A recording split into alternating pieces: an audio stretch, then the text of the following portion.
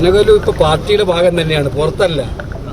കനകലു ഇപ്പം നമ്മുടെ അങ്ങനെ പാർട്ടിയുടെ ഇതുമായി ബന്ധപ്പെട്ടിട്ടുള്ള AICC മെമ്പറാണ്, പാർട്ടിയുടെ ഭാഗമാണ്, പാർട്ടിയിൽ അദ്ദേഹം ചേർന്നിട്ടുണ്ട്.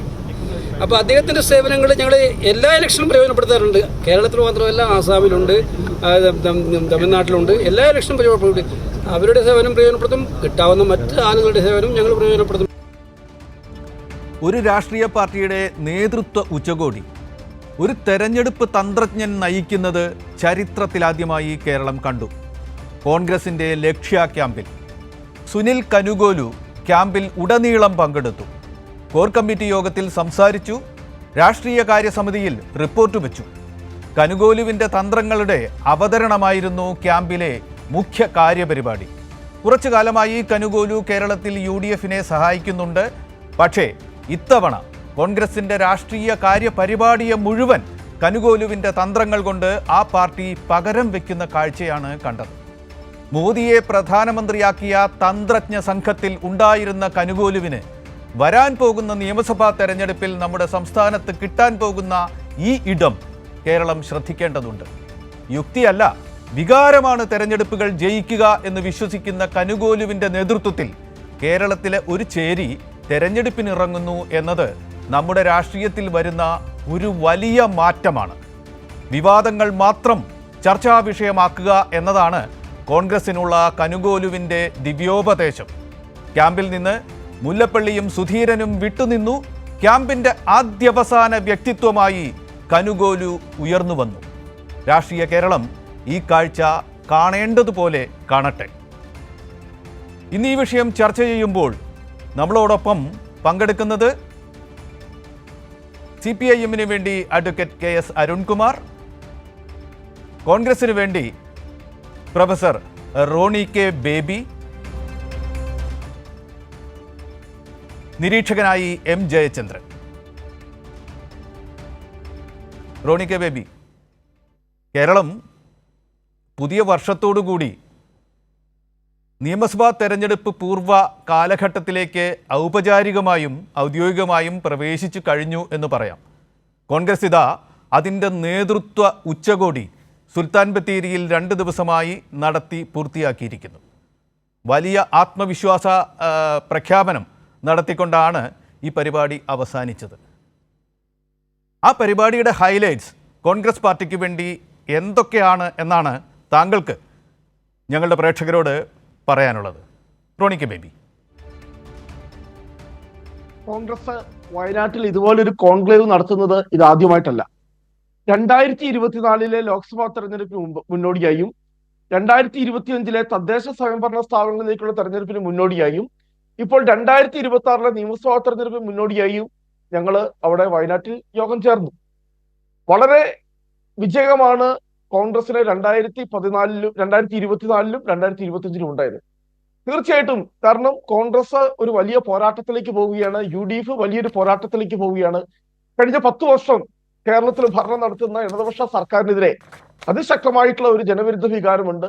അതിനെ മുതലെടുത്തുകൊണ്ട്, അതിനെ ജനങ്ങളുടെ മുന്നിൽ തുറന്നു കാട്ടിക്കൊണ്ട് ശക്തമായ പ്രചരണ പരിപാടിയിലൂടെ ഈ തെരഞ്ഞെടുപ്പിൽ 2026 വിജയിക്കുക എന്നതാണ് ഞങ്ങളുടെ മുമ്പിലുള്ള ലക്ഷ്യം എന്ന് പറയുന്നത്.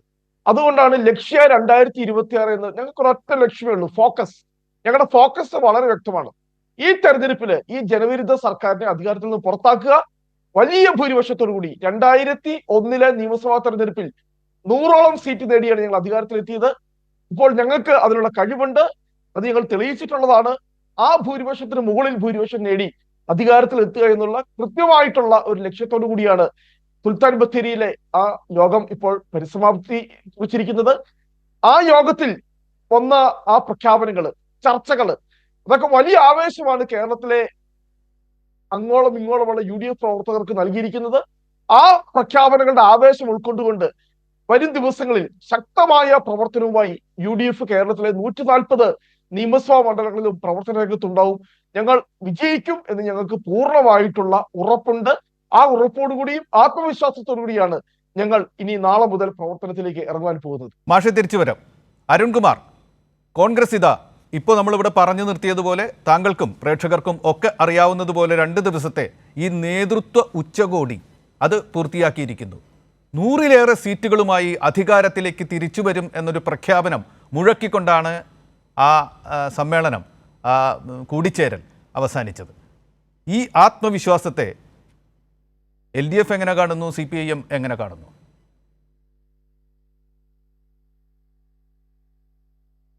അവർക്ക് സ്വപ്നം കാണാൻ എല്ലാവിധ അധികാരങ്ങളുമുണ്ട്, ആത്മവിശ്വാസത്തോടെ പ്രവർത്തിക്കാനും എല്ലാ അധികാരങ്ങളുമുണ്ട്. പക്ഷെ എങ്ങനെ 22-ൽ നിന്ന് അവർ മുന്നേറും, എവിടെയൊക്കെ സീറ്റുകൾ നേടും എന്നതിനെക്കുറിച്ച് അവർക്കൊരു ധാരണ ഉണ്ടാകണമല്ലോ. അപ്പം ആകെയുള്ള 40-41-ൽ നിന്ന് 100-ലേക്ക് എത്തണമെങ്കിൽ ഇരട്ടിയും കഴിഞ്ഞ് അപ്പുറത്തേക്ക് പോകണം. അത് ഏത് ജില്ലയിൽ ഏതു മണ്ഡലത്തിൽ അവർക്ക് മുന്നേറ്റം ഉണ്ടാക്കാൻ കഴിയും എന്നതിനെക്കുറിച്ച് ഒരു ധാരണയുമില്ലാതെയാണ് അവർ സംസാരിച്ചുകൊണ്ടിരിക്കുന്നത്. നമുക്കറിയാം, ഈ കേരള ഉൽപ്പത്തിക്ക് ശേഷം ആദ്യത്തെ ഒരു 30 കൊല്ലത്തെ ചരിത്രമെടുത്ത് പരിശോധിച്ചാൽ 6 കൊല്ലം മാത്രമാണ് ഇടതുപക്ഷം കേരളം ഭരിച്ചത്. 57-ൽ 2 കൊല്ലം, 67-ൽ 2 കൊല്ലം, 80-ൽ 2 കൊല്ലം. എന്നാൽ ഏറ്റവും അവസാനത്തെ ഒരു 30 കൊല്ലം എടുത്ത് പരിശോധിക്കുക. ആ 30 കൊല്ലം എടുത്ത് പരിശോധിച്ചാൽ ഒരു 1996 മുതൽ അങ്ങ് പരിശോധിച്ചാൽ 20 കൊല്ലം കേരളം ഭരിച്ചത് ഇടതുപക്ഷവും 10 കൊല്ലം കേരളം ഭരിച്ചത് UDF-ഉമാണ്, വലതുപക്ഷവുമാണ്.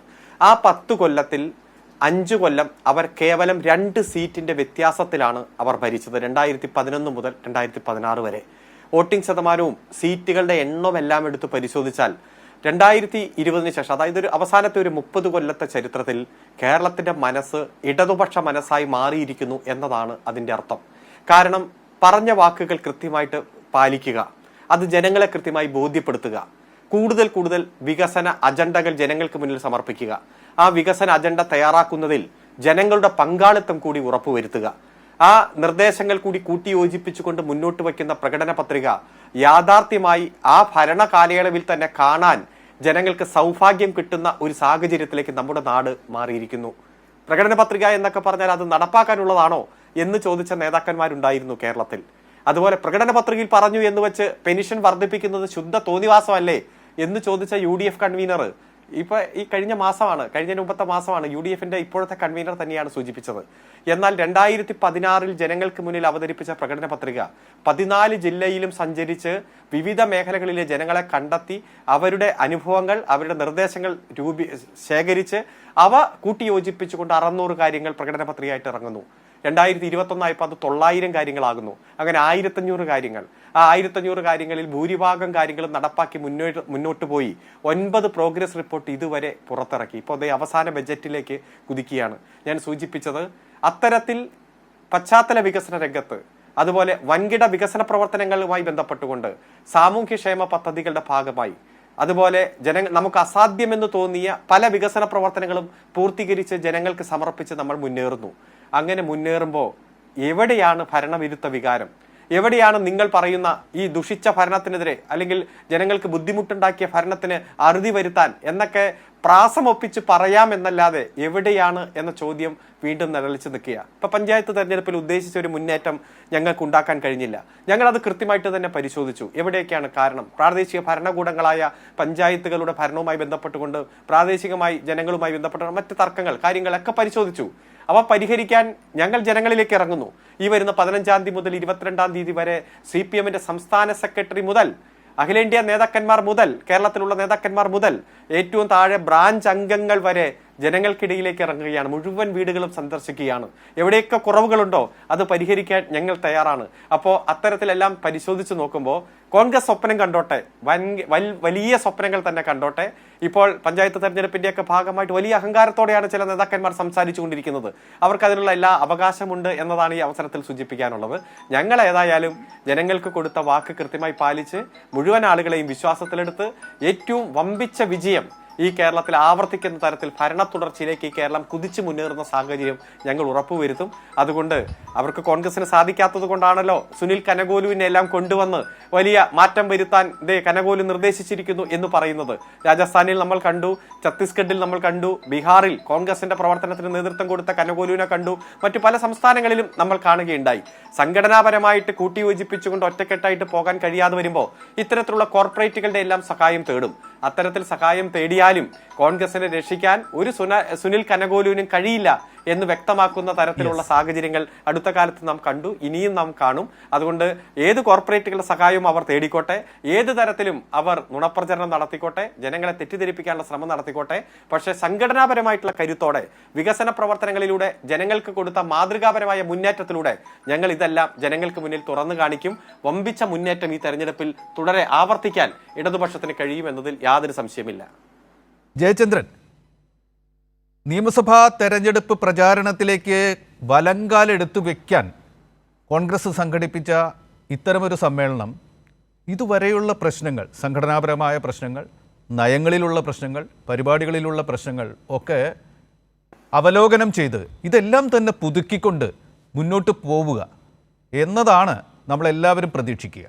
പക്ഷേ ഈ സമ്മേളനം കഴിഞ്ഞതിന് ശേഷം, ഈ യോഗം കഴിഞ്ഞതിന് ശേഷം ഉണ്ടായ ഒരു ചർച്ച, അവിടെ മാധ്യമപ്രവർത്തകർ പോലും ചോദിക്കുന്ന നിലയുണ്ടായി. അതിന് KC വേണുഗോപാലിനെ പോലെ ഏറ്റവും പ്രമുഖനായ ഒരു കോൺഗ്രസ് നേതാവ് തന്നെ മറുപടി പറയേണ്ട സ്ഥിതിയുണ്ടായി.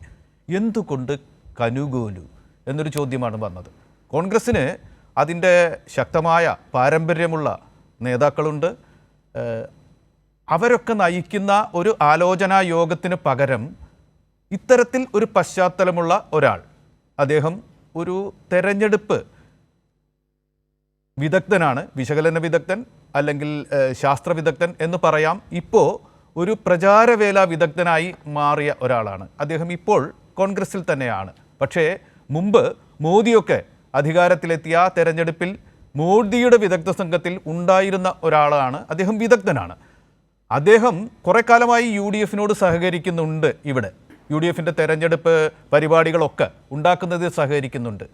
അതിൻ്റെയൊക്കെ തോതിൻ്റെ അപ്പുറത്തേക്ക് പോയിക്കൊണ്ട് ഈ സമ്മേളനത്തിൽ ഉടനീളം പങ്കെടുക്കുന്നു.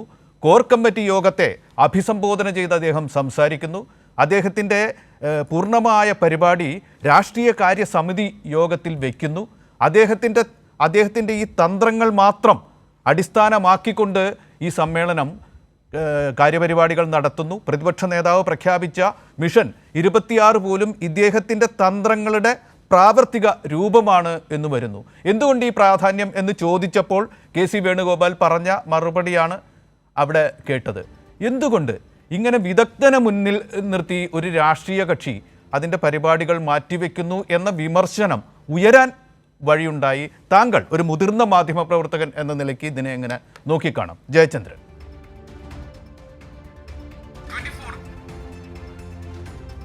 NBC ഇതിൽ പിന്നെ കോൺഗ്രസ് പാർട്ടി ഔദ്യോഗികമായി ഒരു പദവി സ്ഥാനം കൊടുത്തിട്ടില്ല എന്നേ ഉള്ളൂ.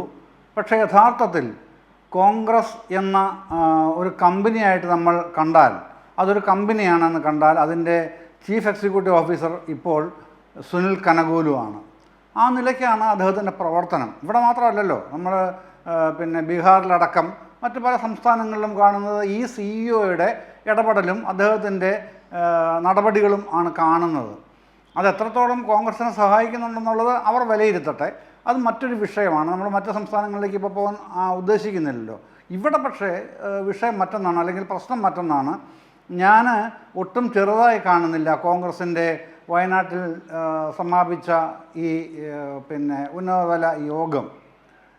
കാരണം 10 വർഷം അധികാരത്തിന് പുറത്തു നിന്നതിന് ശേഷം ആ പാർട്ടിക്ക് തിരിച്ചു വരണം എന്ന് കഠിനാധ്വാനം ചെയ്യുന്ന ഒരു ടീമിനെയും കൊണ്ട് മുമ്പോട്ട് വരാനുള്ള പരിശ്രമമാണ് അവരുടെ എല്ലാ ആയുധങ്ങളും എടുത്ത് പ്രയോഗിച്ചുകൊണ്ട് ആ പാർട്ടി നടത്തുന്നത്.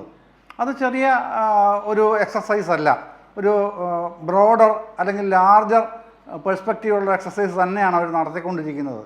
പക്ഷേ എന്താണ് വാട്ട് ഈസ് വാട്ട് എന്നുള്ളത് പരിശോധിക്കുമ്പോൾ പിന്നെ താങ്കൾ തന്നെ സൂചിപ്പിച്ചതുപോലെ കനകോലു ആണ് ഇന്നലെ ആ സെഷനിൽ ഈ പിന്നെ റിപ്പോർട്ട് അവതരിപ്പിക്കുന്നത്. അത് അദ്ദേഹം CEO ആയിക്കോട്ടെ, കോൺഗ്രസ് എന്ന പാർട്ടി ഒരു കമ്പനിയും ആയിക്കോട്ടെ, പക്ഷേ അത് അവതരിപ്പിക്കാൻ ചുമതലപ്പെട്ട ആൾക്കാരൊക്കെയാണ്? രാഷ്ട്രീയ നേതാക്കളല്ലേ. ഇയാൾ രാഷ്ട്രീയ നേതാവല്ലല്ലോ, അയാളുടെ PR മാനേജർ മാത്രമാണ്. ആ PR മാനേജർക്ക് ഏറ്റവും ഉയർന്ന പദവി കൊടുത്ത്, പോസ്റ്റ് കൊടുത്ത് അവർ CEO ആക്കിക്കോട്ടെന്നേ, അതൊന്നും നമുക്ക് തർക്കമില്ല. പക്ഷേ ജനങ്ങളുടെ ഇടയിൽ പ്രവർത്തിച്ച നേതാക്കൾ പിന്നെ ഇന്ന് VD സതീശൻ അവകാശപ്പെട്ടതുപോലെ തന്നെ എ ഗാലക്സി ഓഫ് ലീഡേഴ്സ് ഉള്ള പാർട്ടിയാണ് കോൺഗ്രസ് എന്നാണല്ലോ അദ്ദേഹത്തിന് തന്നെ അവകാശവാദം. ആ ഒരു ഗാലക്സിയിൽ പെട്ട ഏത് നേതാവിനും ഇത്തരം കാര്യങ്ങൾ അല്ലെങ്കിൽ അവരെ ആരെങ്കിലും ചുമതലപ്പെടുത്തി വേണം ഇത്തരം കാര്യങ്ങൾ അവതരിപ്പിക്കാനായിട്ടൊരു ഉന്നതതല യോഗത്തിൽ സമ്മേളനത്തിൽ അല്ലെങ്കിൽ കോൺക്ലേവിൽ വിഷൻ 26 അതാണ് വസ്തുത, അല്ലെങ്കിൽ അതാണ് വേണ്ടത് എന്നിരിക്കെയാണ് ഇത് ചെയ്യുന്നത്. ഇത് ചെയ്യുമ്പോൾ വളരെ ദൂരവ്യാപകമായ ഒട്ടേറെ പരീക്ഷണങ്ങൾക്ക് മുതിരുന്ന ഒരു പാർട്ടിയുടെ സംവിധാനങ്ങളാണ് നമ്മൾ ഇവിടെ കണ്ടുപോരുന്നത്. ഞാൻ സമയക്കുറവ് കൊണ്ട് ചുരുക്കി അങ്ങ് പറയുകയാണ് കേട്ടോ. NBC ഈ കഴിഞ്ഞ ഇപ്പം തദ്ദേശ തെരഞ്ഞെടുപ്പ് കഴിഞ്ഞതല്ലേ ഉള്ളൂ, കഴിഞ്ഞ് വരുമ്പോൾ ഇനിയിപ്പോൾ നിയമസഭാ തെരഞ്ഞെടുപ്പിലേക്ക് പോകാൻ പോകുന്നു. അതിൻ്റെ ഭാഗമായി ലക്ഷ്യ 26 കോൺഗ്രസ് വയനാട്ടിൽ ചേർന്ന് അവതരിപ്പിക്കുന്നു. നമ്മൾ കണ്ടത് എന്താണ്? തദ്ദേശ തെരഞ്ഞെടുപ്പിൽ നഗ്നമായ വർഗീയ കൂട്ടുകെട്ട്, അതാണ് ഇവർ കാഴ്ചവെച്ചത്. ഇത് ഒരു പുതിയ കാര്യമായിട്ടല്ല, ആ തദ്ദേശ തെരഞ്ഞെടുപ്പിന് മുമ്പ് തന്നെ നമ്മൾ പറഞ്ഞിട്ടുള്ളതാണ്. അതിൻ്റെ ഞാനിപ്പോൾ ആലപ്പുഴയിൽ സ്റ്റുഡിയോയിലാണ് ഇരിക്കുന്നത്. ആലപ്പുഴയിൽ ഇന്നത്തെ ഒരു പ്രധാനപ്പെട്ട സംഗതി നടന്ന താമരക്കുളം പഞ്ചായത്തിലാണ് SDPI കൂട്ടുപിടിച്ച്, അതിന് തൊട്ടപ്പുറത്ത് വേറൊരു പഞ്ചായത്തിൽ BJP ആയിട്ടാണ് കൂട്ട്. കോൺഗ്രസിൻ്റെ കാര്യമാണ് കേട്ടോ. ആലപ്പുഴ മുനിസിപ്പാലിറ്റിയിൽ പിന്നെ ഇതേപോലെ തന്നെ വർഗീയ ശക്തികളുമായി കൂട്ടുചേരുന്നതിന് ഒരു മടിയുമില്ലാത്ത വിധം ഇവിടെയും നടപടികൾ സ്വീകരിക്കുന്നുണ്ട്. അപ്പോൾ ഇത് മറ്റത്തൂർ മാത്രമല്ല, അല്ലെങ്കിൽ തിരുവനന്തപുരം കോർപ്പറേഷനിൽ മാത്രമല്ല, ആലപ്പുഴ ജില്ലയിൽ മാത്രമല്ല, കേരളത്തിലെ എമ്പാടും ഇത് വിശാലമായി കൊണ്ടുവരിക, കൊണ്ട് നടത്തിക്കുക, അതിലൂടെ എങ്ങനെയാണ് അധികാരം പിടിച്ചെടുക്കാൻ കഴിയുക എന്നുള്ള തരത്തിലുള്ള ഒരു തന്ത്രജ്ഞതയാണ് കനകോലുവിൻ്റെ ഈ പുതിയ അവതരണത്തിലൂടെ നമ്മൾ മനസ്സിലാക്കേണ്ടത് എന്നാണ് ഞാൻ കരുതുന്നത്. അത് എത്രത്തോളം ഫലപ്രദമായി നിർവഹിക്കപ്പെടും എന്ന് ചോദിച്ചാൽ അതിൻ്റെ അകത്ത് തർക്കത്തിന് അവകാശമില്ല. ഇപ്പോൾ VM സുധീരൻ പങ്കെടുത്തില്ല, മുല്ലപ്പള്ളി പങ്കെടുത്തില്ല എന്നതൊക്കെ സാധാരണഗതിയിൽ ചോദിച്ചാൽ, ഇപ്പോൾ പ്രൊഫസർ തന്നെ ചോദിച്ചാൽ പറയും അവർക്ക് അസൗകര്യം ഉണ്ടായിരുന്നു, വ്യക്തിപരമായ അസൗകര്യം ഉണ്ടായിരുന്നു, അതുകൊണ്ട് വന്നില്ല. അത് പ്രശ്നമൊന്നുമില്ല, ബാക്കി മുഴുവൻ ആൾക്കാരും വന്നില്ലേ എന്നുള്ള നിലയിൽ ആ ഒരു ലാഘവത്വം സ്വീകരിക്കാം താൽക്കാലികമായി. പക്ഷേ പ്രശ്നമെന്ന് പറഞ്ഞാൽ ഇതെങ്ങോട്ടാണ് കൊണ്ടുപോകുന്നത്? മറ്റൊരു കാര്യം, മുസ്ലിം ലീഗിൻ്റെ അപ്രമാദിത്വത്തിലേക്ക് കാര്യങ്ങൾ ഇപ്പോഴേ ഒരു തുടക്കമിട്ടിരിക്കുന്നു എന്നുള്ള ഒരു വശമുണ്ട്. പിന്നെ പരിശോധിച്ച് കഴിഞ്ഞാൽ 2019 അന്നത്തെ നിയമസഭയിൽ പിന്നെ ഇദ്ദേഹം CPI പോയി ലീഗിൻ്റെ നേതാവായ മലപ്പുറംകാരനുണ്ടല്ലോ NBC, അദ്ദേഹത്തിൻ്റെ പേര് പെട്ടെന്നങ്ങ് മറന്നുപോയി ഞാൻ. അദ്ദേഹം CPIയുടെ വലിയ നേതാവായിരുന്നു, ജില്ലാ സെക്രട്ടറി ആയിരുന്നു ഒരു കാലത്ത്. പിന്നീട് ലീഗിൽ ചേർന്ന് ഇപ്പോൾ ലീഗ് നേതാവ്, അന്ന് MLA ആണ് അദ്ദേഹം.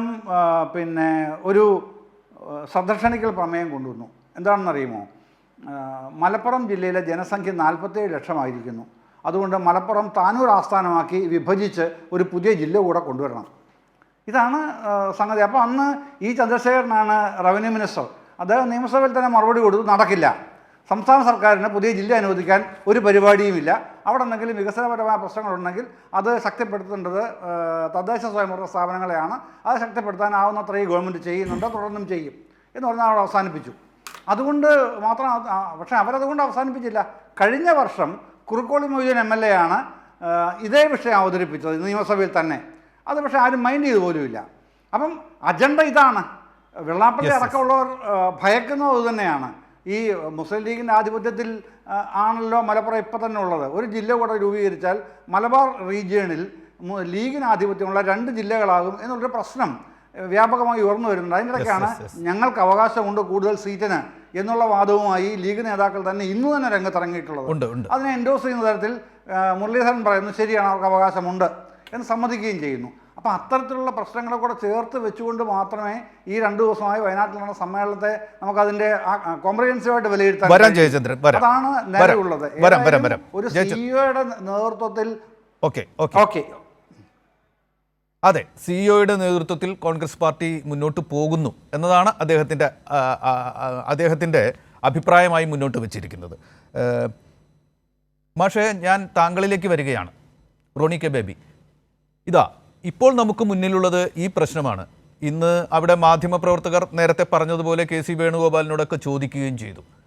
കോൺഗ്രസ് ഇത്രയേറെ പ്രാധാന്യം ഇദ്ദേഹത്തിൻ്റെ പഠനത്തിനും റിപ്പോർട്ടിനും ഇദ്ദേഹത്തിൻ്റെ തന്ത്രത്തിനും കൊടുക്കുമ്പോൾ ഫീൽഡ് സ്റ്റഡി നടത്തും, അതിൽ നിന്ന് വിവരങ്ങളെടുത്ത് രാഷ്ട്രീയ കക്ഷികൾ മുന്നോട്ട് പോകും. ക്യാമ്പയിൻ ആസൂത്രണം ചെയ്യുമ്പോൾ പ്രചാരണ ഉപാധികൾ ഉണ്ടാക്കാൻ വിദഗ്ധരുടെ സഹായം തേടും. അതൊക്കെ ഇക്കാലത്ത് പതിവാണ്. പക്ഷേ തെരഞ്ഞെടുപ്പ് ജയിക്കുന്നത് യുക്തികൾ കൊണ്ടല്ല, വികാരം കൊണ്ടാണ് എന്ന് പറയുന്ന ഒരു വിദഗ്ധൻ. ഒപ്പം തന്നെ നിങ്ങൾ 1 കാര്യം 2 കാര്യം 3 കാര്യം 4 കാര്യം അങ്ങനെ പറഞ്ഞല്ല തെരഞ്ഞെടുപ്പ് നേരിടേണ്ടത്. നേരെ മറിച്ച് നിങ്ങൾക്ക് മുഖ്യമായ ഒരൊറ്റ ആഖ്യാനം ഉണ്ടാക്കണം. നിങ്ങളുടെ മുഴുവൻ കഴിവും ആ ആഖ്യാനം പ്രചരിപ്പിക്കാൻ മാത്രം ചെലവിടണം എന്നൊക്കെ പറഞ്ഞുകൊണ്ട് ഒറ്റ പോയിന്റിൽ തെരഞ്ഞെടുപ്പുകൾ കേന്ദ്രീകരിക്കാൻ ആഗ്രഹിക്കുന്ന, അതിൽ തന്നെ വികാരം ഉണർത്താൻ ആഗ്രഹിക്കുന്ന, അതിലൂടെ ജയിച്ചു കയറാൻ ആഗ്രഹിക്കുന്ന ഒരു തന്ത്രജ്ഞനെ മുന്നിൽ നിർത്തിക്കൊണ്ട് ഇങ്ങനെ മുന്നോട്ട് പോകുന്നത് തെറ്റായ സന്ദേശങ്ങൾ നൽകുന്നുണ്ടോ? കോൺഗ്രസിൻ്റെ രാഷ്ട്രീയ കാര്യപരിപാടികളും ചിന്താശേഷിയും മാറ്റിവെച്ചുകൊണ്ട് ഇത്തരത്തിലുള്ള ആസൂത്രണ വിദഗ്ധരുടെ മികവിനെ ആശ്രയിച്ചുകൊണ്ട് ഈ തെരഞ്ഞെടുപ്പ് നേരിടാനാണോ പോകുന്നത്? അങ്ങനെയാണെങ്കിൽ വികാരത്തിലൂടെ തെരഞ്ഞെടുപ്പ് ജയിച്ച് കയറാനാണ് പോകുന്നതെങ്കിൽ എന്തായിരിക്കും ആ വികാരം? ഏത് വികാരത്തിന് തീ ആയിരിക്കും നിങ്ങൾ ജയിച്ചു കയറാൻ പോകുന്നത് എന്നൊക്കെയുള്ള സംശയങ്ങൾ സ്വാഭാവികമായും നിരീക്ഷകരിൽ ഉയരുകയില്ലേ? റോണി കെ ബേബി, താങ്കൾ അതിന് മറുപടി പറയുക. മുഖ്യമന്ത്രിയുടെ പ്രതിച്ഛായ നിർമ്മാണത്തിനും PR വർക്കിനും വേണ്ടി സർക്കാർ ഖജനാവിൽ നിന്ന് തന്നെ കോടികൾ മുടക്കി PR ഏജൻസികളെ വെക്കുന്നവർ തന്നെയാണ് ഇപ്പോൾ കോൺഗ്രസ് കനകഗോലുവിന് അമിതമായ പ്രാധാന്യം നൽകി എന്ന രീതിയിലുള്ള വിമർശനം ഇവിടെ ഉന്നയിക്കുന്നത്. നമ്മളിത് വാസ്തവത്തിൽ നിന്നും മാറി നിന്നുകൊണ്ടുള്ള ചർച്ചയാണ് ഇപ്പോൾ ഇവിടെ നടന്നുകൊണ്ടിരിക്കുന്നത്. കനകഗോലു അദ്ദേഹം ഒരു പ്രൊഫഷണൽ ഏജൻസിയാണ്. അതോടൊപ്പം തന്നെ അദ്ദേഹം ഇപ്പോൾ ഇന്റർനാഷണൽ കോൺഗ്രസിന്റെ ഭാഗമാണ്. അദ്ദേഹം കോൺഗ്രസിന് പുറത്തു നിൽക്കുന്ന ഒരു വ്യക്തിയല്ല. അദ്ദേഹം ഞങ്ങളുടെ അഖിലേന്ത്യാ കോൺഗ്രസ് കമ്മിറ്റിയുടെ AICC മെമ്പറാണ്. അദ്ദേഹം ഹീസ് വിത്തിൻ ദ പാർട്ടിക്ക് അടുത്ത് തന്നെയുള്ള ഒരാളാണ്. അതുപോലെ ഇവിടെ ഏതൊരു മേജർ സെക്ഷനിൽ ഇന്നലെ ആരംഭിച്ച ഇന്ന് സമാപിച്ച സുൽത്താൻ ബത്തേരിയിലെ കോൺക്ലേവിൽ ഏതെങ്കിലും ഒരു പ്രധാനപ്പെട്ട സെക്ഷനെ അഡ്രസ് ചെയ്യുകയോ അവിടെ എന്തെങ്കിലും ഒരു നയപരിപാടി മുന്നോട്ട് വെക്കുകയോ ഈ കനകഗോലു ചെയ്തിട്ടുണ്ടോ? ഇല്ല. ആരാണ് മിഷൻ 2026 അതാണ് ഞാൻ നേരത്തെ പറഞ്ഞത്. മാഷ് തുടർന്നോളൂ. പക്ഷെ ആ വസ്തുത പ്രേക്ഷകർക്ക് വേണ്ടി എനിക്ക് കൂട്ടിച്ചേർക്കേണ്ട ഒരു കടമയുണ്ടല്ലോ, അതുകൊണ്ട് ചെയ്യാണ്. തടയുകയല്ല മാഷെ, ഈ സമയം കൂടി മാഷ്ക്ക് തരാം. അദ്ദേഹം കോർ കമ്മിറ്റി, അടുത്ത കാലത്തുണ്ടായ പ്രധാനപ്പെട്ട രാഷ്ട്രീയകാര്യ സമിതിക്ക് മുകളിൽ ഉണ്ടായ സംഘടനാ തലമാണല്ലോ KPCCയുടെ. ആ കോർ കമ്മിറ്റി യോഗത്തെ അദ്ദേഹം അഭിസംബോധന ചെയ്ത് ദീർഘമായി സംസാരിച്ചു. അദ്ദേഹത്തിൻ്റെ വേണ്ടി പല ഏജൻസികളും അദ്ദേഹവും നടത്തിയ പഠനത്തിൻ്റെ ഫലം പവർ പോയിന്റ് പ്രസൻറ്റേഷനായി രാഷ്ട്രീയ കാര്യസമിതി യോഗത്തിൽ സമർപ്പിച്ചു. അദ്ദേഹത്തിൻ്റെ തന്ത്രങ്ങളെ ആസ്പദമാക്കിക്കൊണ്ടുള്ളൊരു ചർച്ചയാണ് അവിടെ നടന്നത്. കഴിഞ്ഞ തെരഞ്ഞെടുപ്പിലൊക്കെ അദ്ദേഹത്തിൻ്റെ ഉപദേശ ഫലമായിട്ട് പല കമ്മിറ്റികളൊക്കെ ഉണ്ടാക്കി. ആ കമ്മിറ്റി ക്ലിയർ ചെയ്ത് താഴേന്ന് സ്ഥാനാർത്ഥികൾ വരുന്ന രീതിയൊക്കെ ഉണ്ടായത് മാഷ്ക്കും അറിയാമല്ലോ. ആ രീതികളൊക്കെ തന്നെയാണ് ഇപ്പോൾ ചർച്ച ചെയ്തത്. അതുകൊണ്ട് അദ്ദേഹം അപ്രധാനപ്പെട്ട ഒരാളായിരുന്നു എന്ന് പറഞ്ഞ് മുന്നോട്ട് പോകാതിരിക്കുക. ദയവായി തുടരുക. ഈ സുനിൽ കനകഗോലുവിനെ എന്തിനാണ് ഇത്രമാത്രം ഭയപ്പെടുന്നത് എന്ന് എനിക്ക് മനസ്സിലാകുന്നത്. ഇവിടെ പറഞ്ഞു അദ്ദേഹം ബീഹാറിൽ പോയി, ആസാമിൽ പോയി, അവിടെയൊന്നും അദ്ദേഹം പോയിട്ടില്ല. അദ്ദേഹം ആകെ ഏറ്റെടുത്തിരിക്കുന്ന അസൈൻമെന്റ് ഒന്ന് അദ്ദേഹത്തിന്റെ ഹോം സ്റ്റേറ്റ് ആയിട്ടുള്ള കർണാടക, പിന്നീട് തെലങ്കാന. ആ 2 സംസ്ഥാനങ്ങളിൽ അദ്ദേഹം കോൺഗ്രസിനെ അധികാരത്തിൽ കൊണ്ടുവന്നു. ഇപ്പോൾ അദ്ദേഹം ഏറ്റെടുത്തിരിക്കുന്ന അസൈൻമെന്റ് എന്ന് പറയുന്നത് കേരളമാണ്. കാരണം കോൺഗ്രസ് എന്ന് പറയുന്നത് കേരളത്തിൽ മാത്രം ഒതുങ്ങുന്ന പാർട്ടിയല്ല, ഒരു ദേശീയ പാർട്ടിയാണ്.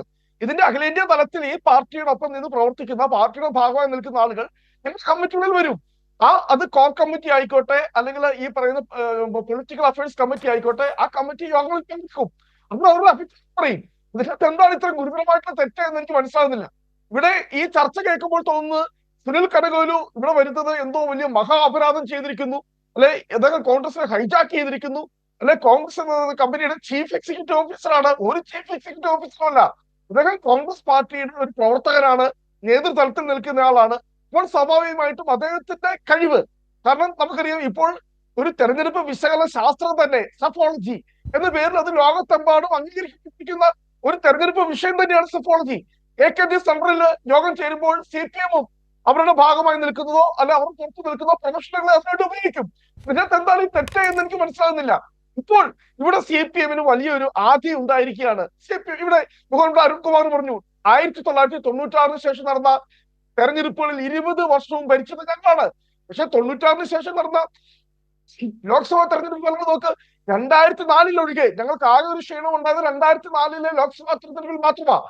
ബാക്കി എല്ലാ ലോക്സഭാ തെരഞ്ഞെടുപ്പിലും അത് 2009 ആയിക്കോട്ടെ, 14 ആയിക്കോട്ടെ, 19 ആയിക്കോട്ടെ, 24 ആയിക്കോട്ടെ, ഈ തെരഞ്ഞെടുപ്പിലെല്ലാം കൃത്യമായി മേധാവിത്വം ഉണ്ടായത് UDF-നാണ്, ഇന്റർനാഷണൽ കോൺഗ്രസിനാണ്. അപ്പോൾ വളരെ കൃത്യമായി തന്നെ ഞങ്ങളുടെ സ്ട്രാറ്റജികൾ ഇവിടെ ചോദിച്ചു, എന്ത് വികാരമാണ് ഇവിടെ ഉണ്ടാക്കിയെടുക്കാൻ വേണ്ടി ആഗ്രഹിക്കുന്നത്? കാരണം ഇവിടെ സർക്കാരിനെതിരെ അതിശക്തമായ ഒരു വികാരമുണ്ട്. ഇപ്പോഴും CPM-ന് എന്താ, ഇപ്പോൾ CPM-ന് രാത്രി അത് അവസാനിച്ച് നേരം പുലർന്നിട്ടില്ല. തെരഞ്ഞെടുപ്പ് പരാജയം, ഇതിൽ കൂടുതൽ തെരഞ്ഞെടുപ്പ് പരാജയം CPM-ന് കേരളത്തിൽ ഉണ്ടാകാനുണ്ടോ? ഇവിടെ അരുൺകുമാർ 56 തൊട്ടുള്ള ചരിത്രം പറഞ്ഞു. 1956 മുതൽ 2026 വരെയുള്ള കേരളത്തിലെ തെരഞ്ഞെടുപ്പുകളുടെ ചരിത്രം പരിശോധിച്ചാൽ CPM-ന് ഇത്രയും താഴെ വോട്ട് പോയിരിക്കുന്ന മറ്റൊരു തെരഞ്ഞെടുപ്പില്ല. 35% താഴേക്ക് CPM-ന്റെ വോട്ട് കുറഞ്ഞിരിക്കുന്നു. എന്നിട്ട് ഇപ്പോഴും CPM-ന് പരാജയം അംഗീകരിക്കാൻ കഴിയുന്നില്ല. ഇപ്പോഴും പറയുന്ന ഞങ്ങൾ ജനങ്ങളിലേക്ക് ഇറങ്ങും. ഇപ്പോൾ ഇത്രയും കാലം നിങ്ങൾ ജനങ്ങൾക്ക് ആയിരുന്നില്ലേ? ഉണ്ടാകുന്ന ഒരു സ്വാഭാവിക സംശയം, ഞങ്ങൾ 16-ാം തീയതി മുതൽ 25-ാം തീയതി വരെ ബ്രാഞ്ച് കമ്മിറ്റി അംഗങ്ങൾ ഉൾപ്പെടെ ജനങ്ങളിലേക്ക് ഇറങ്ങാൻ പോകുന്നു എന്ന് പറയുമ്പോൾ ഇപ്പോൾ നിങ്ങൾ ഒരു കാര്യം സമ്മതിക്കണം, ഇതുവരെ നിങ്ങൾ പിന്തുടർന്നു വന്ന നിങ്ങളുടെ തെരഞ്ഞെടുപ്പ് സ്ട്രാറ്റജികൾ, നിങ്ങളുടെ ഈ ക്യാമ്പയിൻ ടെക്നിക്കുകൾ, നിങ്ങളുടെ തന്ത്രങ്ങൾ, പ്രചരണ രീതികൾ എല്ലാം പരാജയപ്പെട്ടു. അതുകൊണ്ടാണ് ഇവിടെ പറയുന്നത് സർക്കാർ വലിയ ഭരണ നേട്ടങ്ങൾ ഉണ്ടാക്കി, ഞങ്ങൾ 900 വാഗ്ദാനങ്ങൾ നൽകി, എല്ലാം ഞങ്ങൾ നടപ്പാക്കി. പക്ഷെ അങ്ങനെയെങ്കിൽ എന്തുകൊണ്ട് അത് ജനങ്ങൾക്ക് സ്വീകാര്യമാകുന്നില്ല? എന്തുകൊണ്ട് അത് ജനങ്ങൾക്ക് അനുഭവിക്കാൻ കഴിയുന്നില്ല? പിണറായി വിജയൻ സർക്കാർ നടപ്പാക്കി എന്ന് പറയുന്ന ജനക്ഷേമ പദ്ധതികൾ ഞങ്ങളുടെ ജീവിതത്തിൽ ഞങ്ങൾക്ക് അനുഭവിക്കാൻ കഴിയുന്നില്ല എന്ന് ഈ രാജ്യത്തെ, ഈ നാട്ടിലെ സാധാരണക്കാരായ ജനങ്ങൾ ചിന്തിക്കുന്നത് കൊണ്ടാണല്ലോ ചരിത്രത്തിലെ ഏറ്റവും വലിയ പരാജയം CPM-ന് ഉണ്ടായത്. ഇപ്പോൾ CPM ഇവിടെ ചെയ്യേണ്ടത്, അവിടെ കോൺഗ്രസ് എന്ത് ടെക്നിക്കൽ സ്വീകരിക്കുന്നു, കോൺഗ്രസ് എന്ത് ക്യാമ്പയിൻ സ്ട്രാറ്റജി ഫോളോ ചെയ്യുന്നു, കോൺഗ്രസ് സുനിൽ കൊനകലിനെ കൊണ്ടിരുന്നു എന്ന് നിങ്ങളിവിടെ ചർച്ച ചെയ്യാതെ എവിടെയാണ് ഇപ്പോഴെന്താ എന്തുകൊണ്ട് പരാജയപ്പെട്ടു എന്ന് ഇന്നും അഡ്മിറ്റ് ചെയ്യാൻ വേണ്ടി CPM-ന് കഴിയുന്നില്ല. CPI പറയുന്നു ശബരിമല വിഷയം കാരണം ആണ് LDF പരാജയപ്പെട്ടത്. ഇപ്പോൾ CPM-ന്റെ സംസ്ഥാന കമ്മിറ്റി എന്താ പറയുന്നത്? ശബരിമല ഞങ്ങളെ ബാധിച്ചിട്ടേ ഇല്ല, ശബരിമല ഞങ്ങളെ ബാധിച്ചിട്ടേ ഇല്ല. പക്ഷെ ശരാശരി മലയാളികളെ ചോദിച്ചു കഴിഞ്ഞാൽ കൃത്യമായിട്ടറിയാം, അവർക്ക് വലിയ ഭയാശങ്കകളുണ്ട്. അവർക്ക് വല്ലാണ്ട് ഈ ശബരിമലയിൽ നടക്കുന്ന വിവാദങ്ങളുമായി ബന്ധപ്പെട്ട് അവർക്ക് വലിയ പ്രതിഷേധമുണ്ട്, ശക്തമായ അമർഷമുണ്ട്. ഇതും അതുപോലെ തന്നെ പ്രശ്നങ്ങൾ. ഇപ്പോൾ ആലപ്പുഴ ജില്ലയുടെ കാര്യം പറഞ്ഞു ജയേന്ദ്രൻ മാഷ്. ആലപ്പുഴ ജില്ലയിലെ നെൽകർഷകർ അവരുടെ കണ്ണീര്, പാലക്കാട് ജില്ലയിലെ നെൽകർഷകരുടെ കണ്ണീര്, കോട്ടയം ജില്ലയിലെ റബ്ബർ കർഷകരുടെ കണ്ണീര്, അല്ലെങ്കിൽ തിരുവനന്തപുരം പോലുള്ള പ്രദേശങ്ങളിൽ തീരദേശ ജനത അനുഭവിക്കുന്ന പ്രതിസന്ധികൾ, ബുദ്ധിമുട്ടുകൾ, ഇതെല്ലാം ഈ തെരഞ്ഞെടുപ്പിൽ വോട്ടായി മാറിയിട്ടുണ്ട്. ഇപ്പോൾ ഞങ്ങളുടെ സ്ട്രാറ്റജി എന്താണെന്ന് വെച്ച് കഴിഞ്ഞാൽ ഇവിടെ വികാരം ഉയർത്തുക പറഞ്ഞാൽ, അല്ലെങ്കിൽ എന്തെങ്കിലും പുതിയ വിഷയങ്ങളോട് വികാരം ഉണ്ടാക്കുക എന്നുള്ളതല്ല. സർക്കാരിനെതിരെ നിൽക്കുന്ന ഈ ജനവികാരം ഇതിനെ അതിന്റെ മാക്സിമം ഉപയോഗിച്ചുകൊണ്ട് മാക്സിമം, അതാണ് എല്ലാ രാഷ്ട്രീയ പാർട്ടിയും നോക്കുന്നത്, തെരഞ്ഞെടുപ്പ് വിജയിക്കുക, അതിനുള്ള സ്ട്രാറ്റജികൾ ഉപയോഗിക്കുക. പക്ഷേ വരാം. അരുൺകുമാർ, താങ്കൾ സംസാരിച്ചപ്പോൾ നേരത്തെ പ്രതിപാദിച്ച കാര്യം സർക്കാരിൻ്റെ പ്രകടന പത്രിക, അത് പുതുക്കി 600-ൽ നിന്ന് 900 ഇനം പത്രികയാക്കി മാറ്റിയത്, അത് വീണ്ടും വീണ്ടും റിവ്യൂ ചെയ്തുകൊണ്ടിറക്കിയ പ്രോഗ്രസ് റിപ്പോർട്ട്, ഇത്തരം കാര്യങ്ങളൊന്നും പരാമർശിക്കാതിരിക്കുക എന്നതാണ് കനകോലു കൊടുക്കുന്ന ഉപദേശം എന്നാണ് വാർത്തകളിൽ കാണുന്നത്. പകരം വിവാദ പ്രശ്നങ്ങൾ മാത്രം ചർച്ചയ്ക്കെടുക്കുക, അതിൽ തന്നെ എല്ലാ വിവാദ പ്രശ്നങ്ങളും എടുക്കാതെ കഴിയുമെങ്കിൽ ഒറ്റ പ്രശ്നത്തിൽ ഊന്നി മുന്നോട്ട് പോവുക. തെരഞ്ഞെടുപ്പ് ജയിക്കുന്നത് യുക്തികൾ കൊണ്ടല്ല വികാരം കൊണ്ടാണ് എന്ന് പറഞ്ഞുകൊണ്ടിരിക്കുന്നു. അദ്ദേഹത്തെക്കുറിച്ചുള്ള പഠനങ്ങളൊക്കെ ദേശീയ മാധ്യമങ്ങളിലൊക്കെ വന്നതിൽ അദ്ദേഹത്തിൻ്റെ പ്രിയപ്പെട്ട ആശയമായിട്ട് ഇത് ഉദ്ധരിക്കപ്പെട്ടിട്ടുണ്ട്. അങ്ങനെ ഒരാൾ കൂടെ ഉള്ളൊരു തെരഞ്ഞെടുപ്പല്ല, അങ്ങനെ ഒരാളുടെ തന്ത്രമനുസരിച്ച് ഒരു രാഷ്ട്രീയ കക്ഷിയും ഒരു രാഷ്ട്രീയ ചേരിയും മുന്നോട്ട് വരുന്ന ഒരു തെരഞ്ഞെടുപ്പ് കേരളത്തിൻ്റെ തെരഞ്ഞെടുപ്പിൻ്റെ അലകിനെയും പിടിയെയും മാറ്റിമറിച്ചേക്കും എന്ന ഒരു നിരീക്ഷണത്തിന് എല്ലാ സാധ്യതയുമുണ്ട്. അങ്ങനെ ഒരു തെരഞ്ഞെടുപ്പ് പ്രചാരണ രീതി നേരിടാൻ CPM ഒരുങ്ങി നിൽക്കുന്നുണ്ടോ? അങ്ങനെ ഒന്നുണ്ടാകും. അങ്ങനെ വികാരങ്ങൾക്ക് തീ കൊടുക്കുന്ന ഒരു തെരഞ്ഞെടുപ്പ് പ്രചാരണ രീതിയിലേക്ക് എതിരാളികൾ പോകും എന്ന് ഇപ്പോൾ കണക്ക് കൂട്ടുന്നുണ്ടോ? അങ്ങനെ പോയാൽ എന്തായിരിക്കും CPIM ചെയ്യുക? അരുൺകുമാർ. അതെ, ഇവിടെ കൃത്യമായി വികസനം ചർച്ചയാക്കരുത്, വിവാദങ്ങൾ മാത്രം ചർച്ചയാക്കിയാൽ മതി എന്നുള്ള ഒരു തിയറി കുറച്ച് വർഷങ്ങളായി തന്നെ അടുത്ത കാലത്ത് നടന്ന തെരഞ്ഞെടുപ്പുകളിലെല്ലാം UDF ഉയർത്തിയിട്ടുണ്ട്. അതിനെ ശക്തമായിട്ട് പ്രതിരോധിക്കാൻ ഞങ്ങൾ ശ്രമിച്ചിട്ടുണ്ട്. പക്ഷേ അടുത്ത കാലത്ത് ചില തെരഞ്ഞെടുപ്പ് വിജയം ഞങ്ങൾ ഉദ്ദേശിക്കുന്ന തരത്തിലേക്ക് നേടാൻ കഴിഞ്ഞില്ല. പക്ഷെ അത് ഞങ്ങളുടെ ആത്മവിശ്വാസത്തെ ഒരു തരത്തിലും ബാധിച്ചിട്ടില്ല. ഇപ്പൊ ബഹുമാനപ്പെട്ട കോൺഗ്രസിന്റെ പ്രതിനിധി പറഞ്ഞല്ലോ ലോക്സഭാ തെരഞ്ഞെടുപ്പിലെ വിജയം ഒക്കെ പറഞ്ഞു. ഞാനൊന്ന് ചോദിച്ചോട്ടെ, മാസങ്ങൾക്ക് മുമ്പല്ലേ ലോക്സഭാ തെരഞ്ഞെടുപ്പ് നടന്നേ? ആ ലോക്സഭാ തെരഞ്ഞെടുപ്പിൽ കേരളത്തിലെ 110 നിയമസഭാ മണ്ഡലങ്ങളിൽ ലീഡ് ചെയ്തത് UDF ആണ്. ഞങ്ങൾ വെറും 19 നിയമസഭാ മണ്ഡലങ്ങളിൽ മാത്രമാണ്. 11 നിയമസഭാ മണ്ഡലങ്ങളിൽ ഒന്നാമതെത്തിയത് BJP ആണ്. അപ്പോൾ അതെ, കുറച്ചു മാസങ്ങൾക്ക് ശേഷം നടക്കുന്ന ഈ പഞ്ചായത്ത് തെരഞ്ഞെടുപ്പിന്റെ റിസൾട്ട് വരുമ്പോഴും പഞ്ചായത്ത് തെരഞ്ഞെടുപ്പ് പ്രാദേശികമായിട്ടുള്ള വികാരങ്ങളുടെ ഒരു അലയടിക്കലാണ് മുഖ്യമായും. എന്നിരുന്നാലും ജില്ലാ പഞ്ചായത്ത് ലെവലിലുള്ള വോട്ടിംഗ് ശതമാനം പരിശോധിച്ചാൽ നിങ്ങൾ ആ 110-ൽ നിന്ന് 73 ചുരുങ്ങി. 110-ൽ നിന്ന് 73 ചുരുങ്ങി. ഞങ്ങൾ 19-ൽ നിന്ന് 65 ഉയർന്നു. BJP 11-ൽ നിന്ന് 2 ചുരുങ്ങി. അപ്പോൾ ഞങ്ങൾക്ക് വീണ്ടും പരാജയമാണോ? ഞങ്ങളും നിങ്ങളും തമ്മിലുള്ളൊരു വ്യത്യാസം ഏകദേശം ഒരു 10 സീറ്റിന്റെ വ്യത്യാസമാണ് ഇപ്പോൾ ഈ പഞ്ചായത്ത് തെരഞ്ഞെടുപ്പിലെ ജില്ലാ പഞ്ചായത്ത് ഡിവിഷന്റെ പൊളിറ്റിക്കൽ വോട്ട് എടുത്തു പരിശോധിച്ചാൽ നമുക്ക് മനസ്സിലാക്കാൻ കഴിയുക. അതിൽ തന്നെ 20ഓളം മണ്ഡലങ്ങളിൽ 1000 1500 വോട്ടിന്റെ വ്യത്യാസം മാത്രമേ ഉള്ളൂ. അതെല്ലാം ഈ വരുന്ന 3-4 മാസത്തിനുള്ളിൽ കവർ ചെയ്യാൻ കഴിയില്ല എന്നതാണ് കനകോലു സിദ്ധാന്തത്തിന്റെ ഭാഗമായി നിങ്ങൾ വിചാരിക്കുന്നതെങ്കിൽ ഞങ്ങൾക്കൊന്നും പറയാനില്ല. ഇതിനു മുമ്പും നമ്മൾ കണ്ടല്ലോ കഴിഞ്ഞ ലോക്സഭാ തെരഞ്ഞെടുപ്പ്. ആ സമയത്തും ഞങ്ങൾ 111 മണ്ഡലങ്ങളിൽ പുറകിൽ പോയതാണ്. ആ 111 മണ്ഡലങ്ങളിൽ പുറകിൽ പോയ അവസ്ഥയിൽ നിന്നാണ് മാസങ്ങൾക്ക് ശേഷം നടത്തുന്ന നിയമസഭാ തെരഞ്ഞെടുപ്പിൽ എല്ലാ തരത്തിലുള്ള അപവാദ പ്രചരണങ്ങളും നുണപ്രചരണങ്ങളും വികസനം ചർച്ച ചെയ്യാതിരിക്കാനുള്ള കൃത്യമായി അജണ്ട വച്ചുള്ള പ്രവർത്തനങ്ങൾക്കിടയിലും 99 സീറ്റോടെ ഞങ്ങൾ അധികാരത്തിൽ വന്നത്. അതുകൊണ്ട് ഞങ്ങൾക്ക് കൃത്യമായിട്ടുള്ള ആത്മവിശ്വാസമുണ്ട്.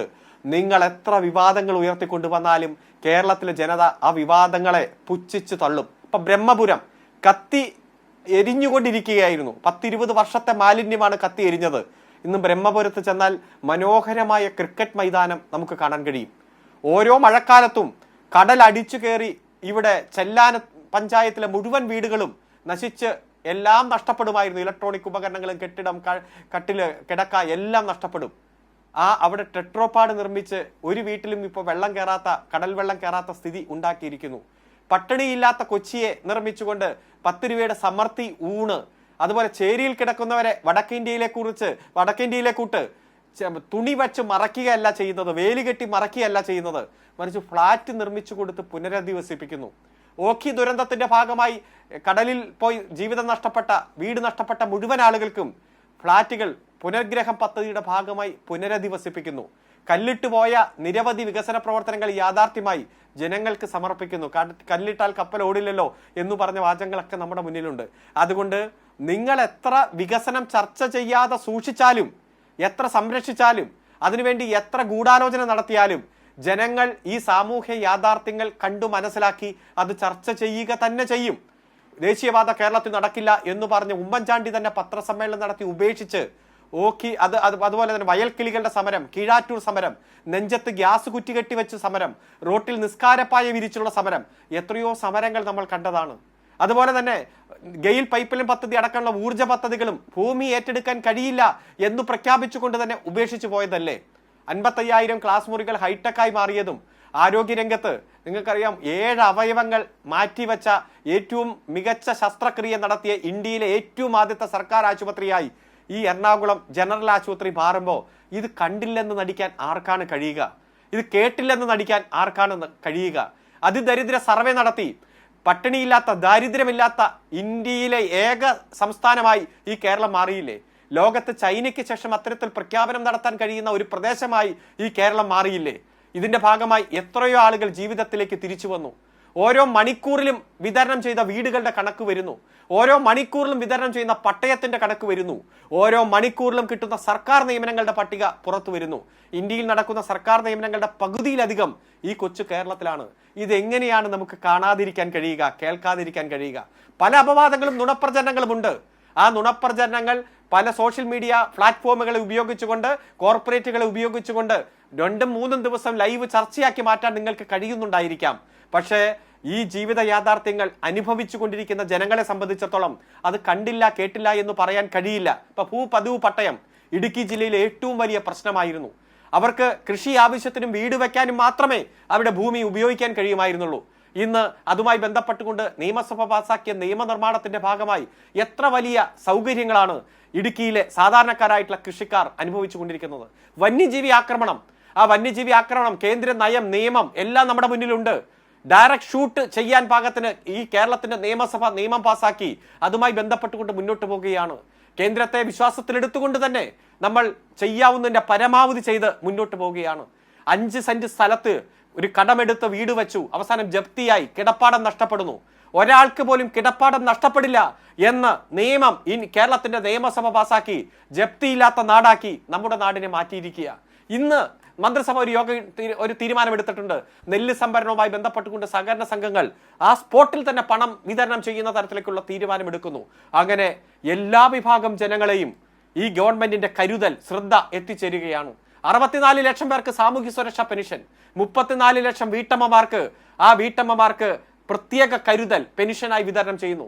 5 ലക്ഷം യുവജനങ്ങൾക്ക് കണക്ട് ടു വർക്ക് പ്രത്യേക പരിഗണന കൊടുക്കുന്നു, സ്റ്റൈഫൻഡ് കൊടുക്കുന്നു. ആകെയുള്ള ജനസംഖ്യ 3.5 കോടി, 18 വയസ്സിന് മുകളിലുള്ള ജനസംഖ്യ 2.25 കോടി. അതിൽ 1 കോടി 5 ലക്ഷം പേർ ഈ ഗവൺമെന്റിന്റെ കരുതൽ ശ്രദ്ധ ഇത്തരത്തിൽ വരികയാണ്. ഏത് നാടുണ്ട് ഇങ്ങനെ? ഏത് നാടുണ്ട് ഇത്തരത്തിലുള്ള പരിഗണന സാധാരണക്കാർക്ക് ജനങ്ങൾക്ക് കൊടുക്കുന്ന നാട്? എല്ലാ വിഭാഗം ജനങ്ങളെയും കൃത്യമായിട്ട് അഡ്രസ്സ് ചെയ്യുന്നു. അതുകൊണ്ട് നിങ്ങളുടെ നുണപ്രചരണങ്ങളെയും വ്യാജ വാർത്തകളെയും ചെറുത്തു തോൽപ്പിക്കാൻ ജനങ്ങളാണ് ഞങ്ങളുടെ കരുത്ത്. ഞങ്ങളുടെ PR ജനങ്ങളാണ്. അവരെ കേൾക്കും, അവരായിട്ട് സംവദിക്കും. അവർ ചൂണ്ടിക്കാണിക്കുന്നത് ഞങ്ങളുടെ കുറവാണോ, ഞങ്ങൾ അത് അഡ്മിറ്റ് ചെയ്യും, അത് പരിഹരിക്കും. ഞങ്ങൾ എല്ലാ ഘട്ടത്തിലും ജനങ്ങൾക്കൊപ്പം തന്നെയാണ്. കമ്മ്യൂണിസ്റ്റ് പാർട്ടിയുടെ പ്രവർത്തകർ എന്ന് പറഞ്ഞാൽ വെള്ളത്തിലെ മീൻ പോലെയാണ്. അത് കരയിൽ കിടന്നാൽ പിടച്ചു മരിച്ചു പോകും. അതുകൊണ്ട് ഇനി ഞങ്ങൾ ജനങ്ങളിലേക്ക് ഇറങ്ങുന്നു എന്നല്ല, ഞങ്ങൾ എന്നും ജനങ്ങൾക്കിടയിൽ തന്നെയാണ്. ഞങ്ങൾക്ക് തെറ്റ് ചൂണ്ടിക്കാണിക്കാനും ഞങ്ങളുടെ വഴി നിശ്ചയിക്കാനും PR ഏജൻസി വേണ്ട, ഒരു CEO വേണ്ട, ഒരു കനകോല് വേണ്ട. ഞങ്ങളുടെ വഴി നിശ്ചയിച്ചു തരുന്നതും നിർണയിച്ചു തരുന്നതും ആ വഴി തെളിച്ചു തരുന്നതും ജനങ്ങൾ തന്നെയാണ്. അതുകൊണ്ട് ആ ജനങ്ങളെ വിശ്വാസത്തിലെടുത്ത് മുന്നോട്ട് പോകുമ്പോൾ ഭരണ തുടർച്ചയും വൻ മുന്നേറ്റവും കേരളത്തിൽ സൃഷ്ടിക്കാൻ കേരളത്തിൽ ഇടതുപക്ഷത്തിന് കഴിയുമെന്നതിൽ യാതൊരു സംശയമില്ല. സ്വപ്നം കാണുന്നവർ സ്വപ്നം കണ്ടോട്ടെ, ആരോപണങ്ങൾ ഉന്നയിക്കുന്നവർ ആരോപണങ്ങൾ ഉന്നയിച്ചോട്ടെ, വിദേശത്ത് പോയി പണപ്പിരിവ് നടത്തുന്നവർ അങ്ങനെ നടത്തിക്കോട്ടെ, അതിനുശേഷം നുണ പ്രചരിപ്പിക്കുന്നവർ അത് നടത്തിക്കോട്ടെ. ഏത് നുണപ്രചരണത്തെയും അതിജീവിക്കാനുള്ള സംഘടനാപരമായിട്ടുള്ള കരുത്ത്, രാഷ്ട്രീയപരമായിട്ടുള്ള ഉൾക്കരുത്ത് ഞങ്ങൾക്കുണ്ട്. അതുകൊണ്ട് വരാൻ പോകുന്ന ദിവസങ്ങൾ ഞങ്ങളുടേതാണ്. വൻപിച്ച മുന്നേറ്റം ഞങ്ങൾ ഈ നിയമസഭാ തെരഞ്ഞെടുപ്പിൽ സൃഷ്ടിക്കും, യാതൊരു സംശയവും വേണ്ട. അരുൺകുമാർ വരാം. ജയചന്ദ്രൻ, ഈ ലീഡർഷിപ്പ് സമ്മിറ്റ് അത് കോൺഗ്രസിനെ സംഘടനാപരമായിട്ട് മുന്നോട്ട് കൊണ്ടുപോയി എന്ന് കരുതുന്നുണ്ടോ? ഇപ്പോൾ താങ്കൾ തന്നെ നേരത്തെ പരാമർശിച്ചതുപോലെ മുൻ പ്രസിഡന്റുമാരായ VM സുധീരനും മുല്ലപ്പള്ളിയും ഈ സമ്മേളനത്തിൽ പങ്കെടുക്കാതെ ഇരുന്നു. CPIM-ൻ്റെ ഒരു മുൻ സംസ്ഥാന സെക്രട്ടറി അവരുടെ സംസ്ഥാന സമ്മേളനത്തിൽ വരാതിരുന്നാൽ ഉണ്ടാകുമായിരുന്ന കോലാഹലങ്ങളൊക്കെ ഇവിടെ നടക്കുന്നുണ്ടോ എന്ന് എനിക്കറിയില്ല. പക്ഷേ അങ്ങനെ പങ്കെടുക്കാതിരുന്നു. ആരാണ് മുഖ്യമന്ത്രി സ്ഥാനാർത്ഥി അല്ലെങ്കിൽ ആരാണ് മുന്നിൽ നിന്ന് നയിക്കുന്ന ഒറ്റ നേതാവ് എന്നതിന് നമുക്കൊരു ഗാലക്സി ഉണ്ട് എന്ന് ആ വേദിയിൽ തന്നെ മറുപടി ഉയരുന്ന സ്ഥിതിയുണ്ടായി. നേരത്തെ സതീശനും KC വേണുഗോപാലും K സുധാകരനും രമേശ് ചെന്നിത്തലയും K മുരളീധരനും ഒക്കെ ആ പദവിയിലേക്ക് പരിഗണിക്കപ്പെടാവുന്ന ഒന്നാം നിരക്കാരായി ഉണ്ടായിരുന്നെങ്കിൽ മാറ്റി നിർത്തപ്പെട്ടേക്കും എന്ന് സംശയിക്കപ്പെട്ടിരുന്ന ശശി തരൂർ പോലും ഇപ്പോൾ അഭിമതരുടെ നിരയിലേക്ക് വരികയും എനിക്ക് പാർട്ടിയുമായി പ്രശ്നങ്ങളില്ല എന്ന് പറഞ്ഞുകൊണ്ടുവന്ന് ഒരു മുഖ്യമന്ത്രി സ്ഥാനാർത്ഥി കൂടി ഉണ്ടായിരിക്കുകയാണ്. ഇവരൊക്കെ കൂടി മത്സരിക്കുന്ന ഒരു നിലയുണ്ടാകുമോ? പ്രധാനപ്പെട്ട കാര്യങ്ങളിൽ പലതിലും പ്രഖ്യാപനം ഉണ്ടായിട്ടില്ല. MP-മാർ മത്സരിക്കുന്നില്ല, വേണ്ടവരെ പാർട്ടി തീരുമാനിക്കും എന്നൊരു പ്രഖ്യാപനം അവിടെ ഉണ്ടായിട്ടില്ല. കളങ്കിതർ മത്സരിക്കേണ്ടതില്ല, അത്തരത്തിലുള്ളൊരു ചർച്ച നടത്തേണ്ടതില്ല എന്നൊരു പ്രഖ്യാപനം അവിടെ ഉണ്ടായിട്ടില്ല. മാത്രമല്ല, വയനാട്ടിൽ വെച്ച് നടക്കുമ്പോൾ ആ രാഷ്ട്രീയ പാർട്ടിയെ തുറിച്ചു നോക്കിയിരുന്ന സത്യം വയനാട് ദുരന്തത്തിന് പിരിച്ച പണം കൊണ്ട് ദുരന്തബാധിതർക്ക് കൊടുക്കേണ്ട വീടുകൾ കൊടുത്തിട്ടില്ല. അതിനൊരു തീയതി വെക്കാനോ അത് ഇന്ന സമയത്തിനുള്ളിൽ കൊടുത്തു തീർക്കും എന്നും പറയാനോ ഈ നേതൃത്വത്തിന് തയ്യാറായിട്ടില്ല. അങ്ങനെ ഒരു ചർച്ച അവിടെ നടന്നിട്ടില്ല.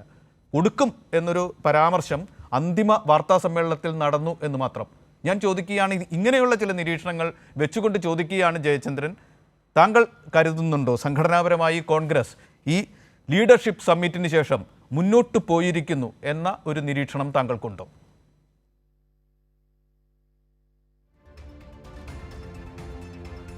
NBC, താങ്കളുടെ ഈ ചോദ്യം ഞാൻ മറ്റൊരു സന്ദർഭവുമായി ചേർത്ത് വെക്കാനാണ് ആഗ്രഹിക്കുന്നത്. കാരണം ഈ തദ്ദേശ തെരഞ്ഞെടുപ്പിലെ തോൽവിയെ സംബന്ധിച്ച് CPM വിശദമായി ചർച്ച ചെയ്തല്ലോ. നേതൃയോഗങ്ങൾ ചർച്ച ചെയ്തതിന് ശേഷം നടത്തിയ വാർത്താ സമ്മേളനത്തിൽ ഗോവിന്ദമാഷ് പറഞ്ഞ ഒരു വാക്യമുണ്ട്, ഒരു വാചകമുണ്ട്. അമിതമായ ആത്മവിശ്വാസം ആണ് തിരിച്ചടിയുടെ ഒരു കാരണം എന്ന് പാർട്ടി വിലയിരുത്തി എന്നദ്ദേഹം പറഞ്ഞു. അത് വളരെ ആധികാരികമായ ഒരു സ്വയം വിമർശനമായിട്ട് തന്നെയാണ് നമ്മളെല്ലാവരും കേട്ടത്. അത്തരമൊരു സ്വയം വിമർശനം നടത്താൻ കഴിയുന്ന കരുത്തുള്ള ഒരു രാഷ്ട്രീയ പ്രസ്ഥാനമാണ് ആ പാർട്ടി എന്നതുകൊണ്ടാണ് അതിൻ്റെ സെക്രട്ടറിക്ക്, സംസ്ഥാന സെക്രട്ടറിക്ക്, പൊളിറ്റ് ബ്യൂറോ അംഗത്തിന് പരസ്യമായി ജനങ്ങളോട് അമിതമായ ആത്മവിശ്വാസം ഈ തിരിച്ചടിക്ക് കാരണമായിട്ടുണ്ട്, ഒരു കാരണമാണ് എന്ന് കണ്ടത് അതുകൊണ്ടാണ്. അതാണ് ഞാൻ പറഞ്ഞത്. ആ സന്ദർഭമായിട്ട് താങ്കളുടെ ചോദ്യം ആ സന്ദർഭമായിട്ട് ചേർത്ത് വെക്കാനാണ് ഞാൻ ആഗ്രഹിച്ചത്. ഇനി ഇങ്ങോട്ട് വരൂ. അത്തരത്തിൽ കോൺഗ്രസിൻ്റെ ഈ പറയുന്ന ഉന്നതതല യോഗം അത്തരത്തിൽ ഏതെങ്കിലും തരത്തിലുള്ള തങ്ങളുടെ പാർട്ടിക്ക് കഴിഞ്ഞ കാലങ്ങളിൽ അല്ലെങ്കിൽ 2020 മുതൽ 2021 മുതൽ ഈ 2026 വരെയുള്ള കാലയളവിൽ സംഘടനാപരമായി ഉണ്ടായിട്ടുള്ള നേട്ടങ്ങൾ, കോട്ടങ്ങൾ, അത്തരത്തിലുള്ളൊരു ചർച്ചയാണല്ലോ സ്വാഭാവികമായി ഉണ്ടാകും എന്ന് കരുതുന്നത് ഇത്തരം സമ്മേളനങ്ങളിൽ. അതിന് പകരം സ്തുതിപാടലുകളല്ലാതെ മറ്റെന്താണ് അവിടെ നടന്നത്? ഒരു കാര്യം. രണ്ടാമത്, താങ്കളുടെ ചോദ്യത്തിന് മറുപടിയായിട്ട് ഞാൻ ഇപ്പോഴും ഒരു കാര്യം പറയാം. കേരളത്തിലെ ഒരു പാർലമെൻറ്റ് അംഗത്തിനും മത്സരിക്കാൻ കോൺഗ്രസ് ഹൈക്കമാൻഡ് അനുമതി കൊടുക്കില്ല. ഒരു സംശയവും വേണ്ട, കൊടുക്കില്ല. പക്ഷേ ഒരാൾക്ക് മാത്രം അതിനൊഴിവുണ്ടാകും. അത് UDF ഭൂരിപക്ഷം കിട്ടിയാൽ ഒരാൾക്ക് ഒഴിവുണ്ടാകും, അദ്ദേഹം മുഖ്യമന്ത്രിയുമാകും. അതാരാണെന്ന് പേര് ഞാൻ പറയുന്നില്ല, എല്ലാവർക്കും അറിയുകയും ചെയ്യാം. അപ്പോൾ ആ ഒരു അംഗത്തിനൊഴികെ ഒരു പാർലമെൻറ്റ് അംഗവും, അദ്ദേഹവും മത്സരിക്കാനൊന്നും പോകുന്നില്ല, ഒരു പാർലമെൻറ്റ് അംഗവും ഈ നിയമസഭാ തെരഞ്ഞെടുപ്പിൽ മത്സരിക്കില്ല എന്നുള്ള കാര്യത്തിൽ ഒരു സംശയവും വേണ്ട. മറ്റൊന്ന് റോണി കെ ബേബിയോടാണ് ഓർമ്മിപ്പിക്കാനുള്ളത്. ഈ നമ്മളുടെ ഡെവലപ്മെൻറ്റൽ സ്റ്റഡീസിൽ ഏത് തരത്തിലുള്ള എടുത്താലും ശരി ഒരു പ്രയോഗമുണ്ട്, സ്ഥിരമായി വരുന്നൊരു ഒരു പ്രയോഗം, mount Everest of social development കേരളത്തിനുള്ള ഒരു പര്യായ പദമായിട്ടാണ് നിൽക്കുന്നത്. സാമൂഹിക വികസനത്തിൻ്റെ എവറസ്റ്റ് കൊടുമുടി, അതാണ് കേരളത്തിനെ സംബന്ധിച്ചുള്ള വിശേഷം ഡെവലപ്മെൻറ്റൽ സ്റ്റഡീസിൽ. ഏതിലും, കേരളത്തിലല്ല ഞാൻ പറയുന്നത്, കേരളത്തിലും ഇന്ത്യയിലും ലോക നിലവാരത്തിലും mount Everest of social development എന്നുള്ള പരിഗണനയിൽ എടുക്കുമ്പോൾ ഈ വികസിത രാജ്യങ്ങൾ പോലും പരിഗണിക്കുന്ന ഒരു നാമമായി കേരളം മാറിയതിന് പിന്നിൽ എന്തുണ്ട് കോൺഗ്രസിൻ്റെ സംഭാവന എന്നുള്ളത് കോൺഗ്രസ്സുകാർ പറയട്ടെ. ഇടതുപക്ഷത്തിൻ്റെ സംഭാവന എന്തുണ്ടെന്നുള്ളത് വിശദീകരിക്കേണ്ട കാര്യമില്ലാത്ത വിധം സുവ്യക്തമാണ്. അതുകൊണ്ട് തന്നെ കേരളം മുടിഞ്ഞുപോയി എന്ന് പറയുന്ന താങ്കളോട്, ശ്രീ റോണി കെ ബേബിയോട് ഒരു കാര്യം എനിക്ക് അങ്ങോട്ട് ചോദിക്കാനുണ്ട്. നിങ്ങൾ എന്ന് പറഞ്ഞാൽ UDF എത്ര പേരുണ്ട് ആകെ? ഇപ്പോൾ 42 പേരുണ്ട് അസംബ്ലിയിൽ, അല്ലേ? ഈ 42 പേരിൽ ഒരു MLAക്കെങ്കിലും ഒരഭിപ്രായ വ്യത്യാസമുണ്ടോ? എൻ്റെ മണ്ഡലത്തിൽ വികസന പ്രവർത്തനം നടത്താൻ ഈ ഗവൺമെൻറ് പണമൊന്നും തന്നില്ല, ഒരു MLAയെങ്കിലും പറഞ്ഞതായിട്ട് താങ്കൾക്കൊന്ന് പറയിപ്പിക്കാമോ, അല്ലെങ്കിൽ ചൂണ്ടിക്കാണിക്കാമോ? അപ്പോൾ അതിൻ്റെ അർത്ഥം എന്താണ്? 140 പേരെയും 140 മണ്ഡലങ്ങളിലെ MLAമാരെയും ഒരേപോലെ കണ്ട് വികസനം പ്രഖ്യാപിക്കുകയും നടപ്പാക്കുകയും ചെയ്ത ഒരു സർക്കാരാണ് ഇവിടെ ഉള്ളത് എന്നാണല്ലോ ഒന്ന്. രണ്ടാമത്, നവകേരള സദസ്സ് നടന്നല്ലോ, നിങ്ങൾ ഒഴിവായി നിന്നു. അന്ന് 41 മണ്ഡലങ്ങളേ ഉള്ളൂ നിങ്ങളുടെ കയ്യിൽ, നിങ്ങളുടെ ഭാഗത്ത് നിൽക്കുന്നത്. പക്ഷേ അത് ഈ നവകേരള സദസ്സിന് ശേഷം 140 മണ്ഡലങ്ങൾക്കും 7 കോടി രൂപ വീതം വികസന പ്രവർത്തനങ്ങൾക്കായി അനുവദിക്കുകയും അത് ലിസ്റ്റ് ചെയ്ത് പരസ്യപ്പെടുത്തുകയും ചെയ്തല്ലോ ഗവൺമെൻറ്. നിങ്ങളുടെ ഏതെങ്കിലും MLAമാർ പറഞ്ഞോ ആ 7 കോടി രൂപ ഞങ്ങൾക്ക് വേണ്ട എന്ന്? പറഞ്ഞില്ലല്ലോ. അത് കൈപ്പറ്റുകയും ആ വികസന പ്രവർത്തനങ്ങൾ നടത്തിക്കൊണ്ടിരിക്കുകയുമല്ലോ നിങ്ങളുടെ മണ്ഡലങ്ങളിൽ അടക്കം. അപ്പോൾ ഇത്രയും സാമ്പത്തിക ഞെരുക്കം ഉണ്ടായിട്ടും ഇത്ര വലിയ വികസന പ്രവർത്തനങ്ങൾ, പദ്ധതികൾ ഏറ്റെടുക്കുകയും നടപ്പാക്കുകയും ചെയ്യുന്നത് ഏത് മാനദണ്ഡത്തിലാണ്, എങ്ങനെയാണ് എന്നുള്ളതും കൂടെ മിനിമം ഒന്ന് ഓർക്കാനെങ്കിലും തയ്യാറാവേണ്ടേ? താങ്കളെ പോലെ പരിണിതപ്രജ്ഞരായ സ്പോക്സ് പേഴ്സൺസ് ചാനൽ ചർച്ചയിൽ വന്നിരിക്കുമ്പോൾ രാഷ്ട്രീയക്കാർക്ക് എന്തും പറയാം. പക്ഷേ താങ്കളെ പോലുള്ള ആൾ വന്നിരിക്കുമ്പോൾ എന്നെപ്പോലുള്ളവർ പ്രതീക്ഷിക്കുന്നത് കുറേ കൂടെ മാന്യതയിലും ഉത്തരവാദിത്വത്തിലും കാര്യങ്ങൾ കാണുകയും സംസാരിക്കുകയും പ്രതികരിക്കുകയും ചെയ്യും എന്നതാണ്. അതുകൊണ്ടാണ് ഞാൻ ഇങ്ങനെ താങ്കളോട് ചോദിക്കുന്നത് കേട്ടോ. ഇത്രയും കാര്യങ്ങളൊക്കെ നമ്മുടെ മുമ്പിൽ പകൽ വെളിച്ചം പോലെ തെളിഞ്ഞു നിൽക്കുകയാണല്ലോ. കേരളത്തിന് പരിമിതികളുണ്ട്, വിഭവ പരിമിതികളുണ്ട്, സാമ്പത്തിക പരിമിതികളുണ്ട്. പക്ഷേ ഇന്ത്യയിൽ സമ്പന്ന സംസ്ഥാനങ്ങളായ മഹാരാഷ്ട്രയെക്കാളും ഗുജറാത്തിനേക്കാളും ജി ഡി പി കുറവായിട്ടും അവരാണ് മുമ്പിൽ. സാമൂഹിക വികസന സൂചികകളിൽ നമ്മൾ മുമ്പിൽ നിൽക്കുന്നു, പലപ്പോഴും ലോക നിലവാരത്തിന് അടുപ്പിച്ച് നിൽക്കുന്നു. എന്തുകൊണ്ട്? അതാണ് social development, mount Everest of social development ഞാൻ ആദ്യം പറഞ്ഞത്. അത് ഞാൻ കണ്ടുപിടിച്ചൊന്നുമല്ല, ഞാൻ പറഞ്ഞില്ലേ ഡെവലപ്മെൻറ്റ് സ്റ്റഡീസിൽ ഉള്ളതാണത്. അപ്പോൾ അത്തരം കാര്യങ്ങളിൽ എത്തി നിൽക്കുന്ന ഒരു കേരളത്തെയാണ് പിന്നെ ഇടതുപക്ഷ മുന്നണി ഇങ്ങനെ ഭരിച്ച് നശിപ്പിച്ചു എന്ന് കൃത്രിമമായി സൃഷ്ടിക്കുന്ന ഇതൊരു കനകോരു സിദ്ധാന്തം തന്നെയാണ് താങ്കൾ പ്രയോഗിക്കുന്നത്. എന്താണെന്നറിയാമോ? പിന്നെ ഒരു തരത്തിലുള്ള പ്രതീതി നിർമ്മാണമാണ് വേണ്ടത്. ഇത്തരം പ്രതീതി നിർമ്മിച്ചുകൊണ്ടേയിരിക്കുക.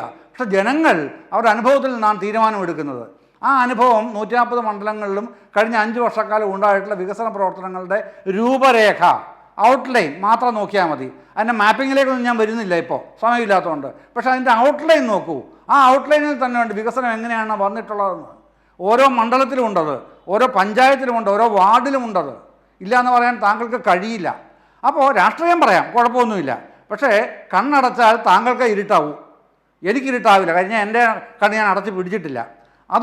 അത്തരം കാര്യങ്ങൾ കൂടെ ഒന്ന് ദയവായി മൈൻഡ് ചെയ്യണം എന്നൊരു അഭ്യർത്ഥനയാണ് താങ്കളോട് എനിക്കുള്ളത് ഇക്കാര്യത്തിൽ. റോണി കെ ബേബി, താങ്കളുടെ മറുപടി.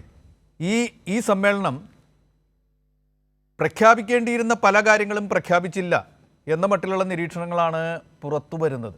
പ്രത്യേകിച്ച് വയനാട്ടിൽ ഇത് നടക്കുമ്പോൾ വയനാട്ടിലെ ദുരന്തബാധിതരോടുള്ള ഒരു കടം അത് വീട്ടാനുള്ള ബാധ്യത ഒന്നാമതുണ്ടായിരുന്നു. കോൺഗ്രസിനെ എപ്പോഴും വേട്ടയാടുന്ന ഈ നേതൃപ്പോര്, അതിനൊരു വിരാമം കുറിക്കുന്നൊരു പ്രഖ്യാപനം. എങ്ങനെയാണ് ഇത് സംഭവിക്കാൻ പോകുന്നത് എന്ന് പറയേണ്ടിയിരുന്നു. MP-മാർ പലരും കോപ്പ് കൂട്ടുന്ന നിലയ്ക്ക് അതിന് ഒരു തീരുമാനം ഉണ്ടാകേണ്ടിയിരുന്നു. കളങ്കിതരുടെ പ്രശ്നം വേട്ടയാടുന്ന നിലയ്ക്ക് അതിൽ ഒരു തീരുമാനം പ്രഖ്യാപിക്കേണ്ടിയിരുന്നു. അത്തരത്തിൽ ടീം UDF എന്ന് പറയാവുന്ന തരത്തിൽ, അല്ലെങ്കിൽ ടീം കോൺഗ്രസ് എന്ന് പറയാവുന്ന തരത്തിൽ ഉള്ളതിൻ്റെ ചില ക്വാളിറ്റികൾ, ചില യോഗ്യതകൾ നിർണ്ണയിക്കുന്ന പ്രഖ്യാപനങ്ങൾ നടത്താമായിരുന്നു. അതിനു പകരം 100+ എന്നൊരു പ്രഖ്യാപനത്തിൽ ഇതെല്ലാം മുങ്ങിപ്പോകും എന്ന് കരുതുന്നത് ശരിയാണോ? സംഘടനാപരമായി മുന്നോട്ട് പോയിട്ടുണ്ടോ സമ്മേളനം? ഞാൻ അങ്ങ് ചോദിച്ച ചോദ്യത്തിലേക്ക് ഞാൻ വരാം. അതിനു മുമ്പ് ബഹുമാനപ്പെട്ട ജയേന്ദ്രൻ മാഷ് അദ്ദേഹം ഉപയോഗിച്ചൊരു പദമുണ്ട്, mount Everest of social development. അത് മുഴുവൻ CPM-ന്റെ സംഭാവനയാണ്. അവിടെ കോൺഗ്രസിന് യാതൊരു സംഭാവനയുമില്ല. എനിക്കിവിടെ ചൂണ്ടിക്കാണിക്കാനുള്ളത്, കോൺഗ്രസ് പോലെ ഇവിടെ ഉത്തരവാദിത്വ ബോധമുള്ള ഒരു ശക്തമായ പാർട്ടി ഈ കേരളത്തിൽ ഇല്ലായിരുന്നുവെങ്കിൽ CPM-ന് പകരം വയ്ക്കാവുന്ന, കാരണം ഓൾട്ടർനേറ്റീവായിട്ട് CPM-ന്റെ ഗവൺമെന്റ് ഉണ്ടായി, അതിനുശേഷം കോൺഗ്രസിന്റെ UDF ഗവൺമെന്റുകൾ ഉണ്ടായി. അങ്ങനെ ഉണ്ടായിരുന്നില്ല എങ്കിൽ കേരളം മറ്റൊരു ബംഗാളായി മാറുമായിരുന്നു. 33 വർഷം CPM ഭരിച്ച സംസ്ഥാനമാണല്ലോ ബംഗാൾ. അവിടെ ഈ സോഷ്യൽ ഡെവലപ്മെന്റിന്റെ എന്തെങ്കിലും ഇൻഡിക്കേറ്റേഴ്സ് നിങ്ങൾക്ക് ചൂണ്ടിക്കാണിക്കാനുണ്ടോ? എന്താണ് ബംഗാളിന്റെ ഇപ്പോഴത്തെ അവസ്ഥ എന്ന് നമുക്കറിയാം. ഇവിടെ ഈ കേരളത്തിന്റെ ഒരു വസ്തുത തന്നെ ഒരു യാഥാർത്ഥ്യബോധത്തോടെ പരിശോധിക്കുക. കേരളത്തിൽ നിന്നും എത്ര ആളുകളാണ് ഇന്ന് വിദേശത്ത് ജോലി തേടി പോയിരിക്കുന്നത് അറിയാമോ? 65 ലക്ഷം. കേരള ജനസംഖ്യയുടെ 20% വരും. മറ്റേതെങ്കിലും ഒരു പ്രദേശത്തുണ്ടോ ഇത്രയും വലിയ ഹ്യൂജ് പോപ്പുലേഷൻ? ഈ നാട്ടിൽ പ്രതീക്ഷയില്ലാതെ, പ്രതീക്ഷകൾ നഷ്ടപ്പെട്ട് ഈ നാട് വിട്ടുപോയത്. കമ്പ്യൂട്ടർ വന്നപ്പോൾ അതിനെ എതിർത്തു, ട്രാക്ടർ വന്നപ്പോൾ അതിനെ എതിർത്തു, തീവണ്ടി എഞ്ചിൻ വന്നപ്പോൾ അതിനെ എതിർത്തു, സർവകലാശാലകൾ, വിദേശ സർവകലാശാലകൾ വന്നപ്പോൾ അതിനെ എതിർത്തു, സ്വാശ്രയ കോളേജുകൾ വന്നപ്പോൾ അതിനെ എതിർത്തു. എന്ത് വന്നാലും അതിനെ മുഴുവൻ എതിർത്ത ഒരു പാർട്ടി CPM. അപ്പോൾ ഇവിടെ ഉത്തരവാദിത്വ ബോധത്തോടു കൂടി കോൺഗ്രസ് ഉൾപ്പെടെയുള്ള ഭരണകൂടങ്ങൾ ഈ രാജ്യം ഭരിച്ചതുകൊണ്ട്, വളരെ കൃത്യമായി തന്നെ ഭരിച്ചതുകൊണ്ടാണ് അതിനെ ഒരു തിരുത്തൽ ശക്തിയായി തന്നെ ഇവിടെ നിന്നുകൊണ്ട്. ഇപ്പോൾ ഭൂപരിഷ്കരണ നിയമത്തെ കുറിച്ച് പരിശോധിക്ക്. വലിയ CPM കൊട്ടിഘോഷിക്കുന്നുണ്ടല്ലോ, 57 EMS സർക്കാരാണ് കേരളത്തിൽ ഭൂപരിഷ്കരണ നിയമം കൊണ്ടുവന്നത്. നിങ്ങൾ കൊണ്ടുവന്ന ഭൂപരിഷ്കരണ നിയമം ഭരണഘടനാ വിരുദ്ധമാണ് എന്ന് പറഞ്ഞുകൊണ്ട് സുപ്രീം കോടതി എടുത്ത് ചവറ്റുകുട്ടലാണ് കളഞ്ഞത്. പിന്നീട് 1969 R ശങ്കർ ഗവൺമെന്റ് കൊണ്ടുവന്ന, കോൺഗ്രസ് ഗവൺമെന്റ് കൊണ്ടുവന്ന, PT ചാക്കോ അന്ന് റവന്യൂ മന്ത്രിയായിരുന്നപ്പോൾ കൊണ്ടുവന്ന ആ ഭൂപരിഷ്കരണ നിയമമാണ് പിന്നീട് 1970 ഇവിടെ അന്ന് CPI ഉൾപ്പെടുന്ന ഗവൺമെന്റ് നടപ്പാക്കിയപ്പോൾ ആരായിരുന്നു അതിന്റെ ഭാഗമായിരുന്നത്? 1970 ജനുവരി 1 ഇവിടെ ഭൂപരിഷ്കരണ നിയമം നടപ്പാക്കിയത് കോൺഗ്രസ് പിന്തുണയോട് കൂടിയുള്ള ഗവൺമെന്റ് ആണ് അന്ന് ഇവിടെ ഈ ഭൂപരിഷ്കരണ നിയമം നടപ്പാക്കിയത്. അങ്ങനെ നമ്മൾ ഈ പറയുന്ന കുറെ പ്രചരണങ്ങൾ മാത്രം അഴിച്ചുവിട്ടാൽ CPM ആണ് ഈ കേരളം ഉണ്ടാക്കിയതെന്നും സമോത്ഥാനം സൃഷ്ടിച്ചതെന്നും സാമൂഹ്യ മുന്നേറ്റം ഉണ്ടാക്കിയതെന്നും എന്നൊക്കെ പറഞ്ഞാൽ അതൊക്കെ വിശ്വസിക്കുന്ന ഒരു കാലഘട്ടമൊക്കെ കഴിഞ്ഞുപോയി. ഇന്നത്തെ യുവതലമുറയ്ക്ക് ചരിത്രം അറിയാം, സോഷ്യൽ മീഡിയ ഉണ്ട്, ഇന്റർനെറ്റ് ഉണ്ട്. കൃത്യമായി ചരിത്രം പരിശോധിച്ച് എന്താണ് CPM-ന്റെ കേരള വികസനത്തിലുള്ള പങ്കാളിത്തം എന്ന് കൃത്യമായി ഇന്ന് കേരളത്തിലെ ജനങ്ങൾക്കറിയാം. പിന്നെ രണ്ടാമത് എന്നോട് അങ്ങ് ചോദിച്ച ചോദ്യം, ഇവിടെ ഞങ്ങൾ ഒരു പ്രഖ്യാപനവും നടത്തിയില്ല, ഞങ്ങളുടെ സുൽത്താൻ ബത്തേരിയിലെ കോൺക്ലേവ് ആകെ 100 സീറ്റിന് മുകളിൽ കിട്ടുമെന്ന് പറഞ്ഞു. അങ്ങ് വിഷൻ 2026 പ്രതിപക്ഷ നേതാവ് VD സതീശൻ ഒരു കനകോലുമല്ല, പ്രതിപക്ഷ നേതാവ് വി ഡി സതീശനാണ് വിഷൻ 2026 അവതരിപ്പിച്ചത്. സമസ്ത മേഖലയിൽ ഇവിടെ വിദ്യാഭ്യാസമുണ്ട്, ആരോഗ്യ മേഖലയുണ്ട്, കേരളത്തിന്റെ സമസ്ത മേഖലയും സ്പർശിക്കുന്ന രീതിയിലുള്ള ഒരു പുതിയ കാഴ്ചപ്പാടാണ് ഞങ്ങൾ മുന്നോട്ട് വെച്ചത്. അല്ലാതെ അത് മാധ്യമങ്ങൾ പ്രചരിപ്പിക്കും. മാധ്യമങ്ങൾ അതിൽ മാത്രം ഫോക്കസ് ചെയ്ത് 100 സീറ്റിന് കിട്ടും, അല്ലെ 85 സീറ്റിന് മുമ്പേ കിട്ടും.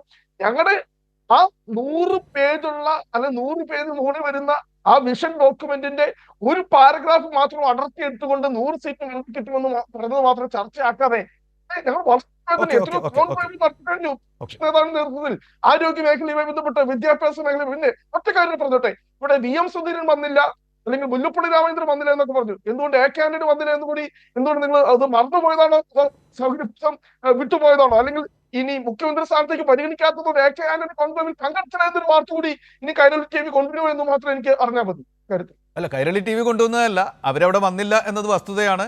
വസ്തുതകൾ കൊടുക്കുന്നത് നിർഭാഗ്യവശാൽ ഞങ്ങളുടെ ജോലിയായി പോയി, അതുകൊണ്ട് കൊടുത്തതാണ്.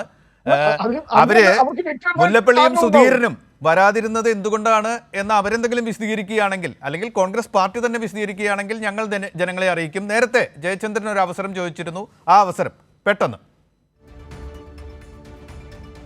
ഒരു ഇടവേളയ്ക്ക് സമയമായി. ജയചന്ദ്രൻ ഒറ്റ കാര്യം പറയാനാണ് അദ്ദേഹം പറഞ്ഞ ഒരു കാര്യം പറയാനാണേ.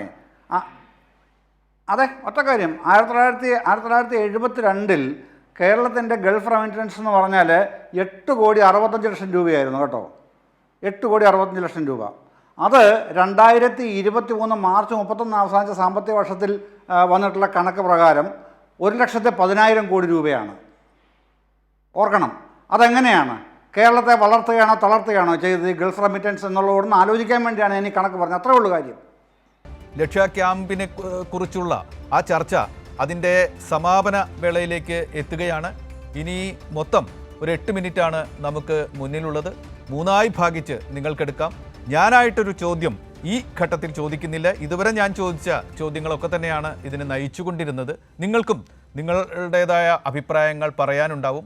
ആദ്യം തന്നെ ഞാൻ റോണി കെ ബേബിയിലേക്ക് വരികയാണ്. എങ്ങനെയാണ് താങ്കൾ ഈ ചർച്ച സമാപിപ്പിക്കുക?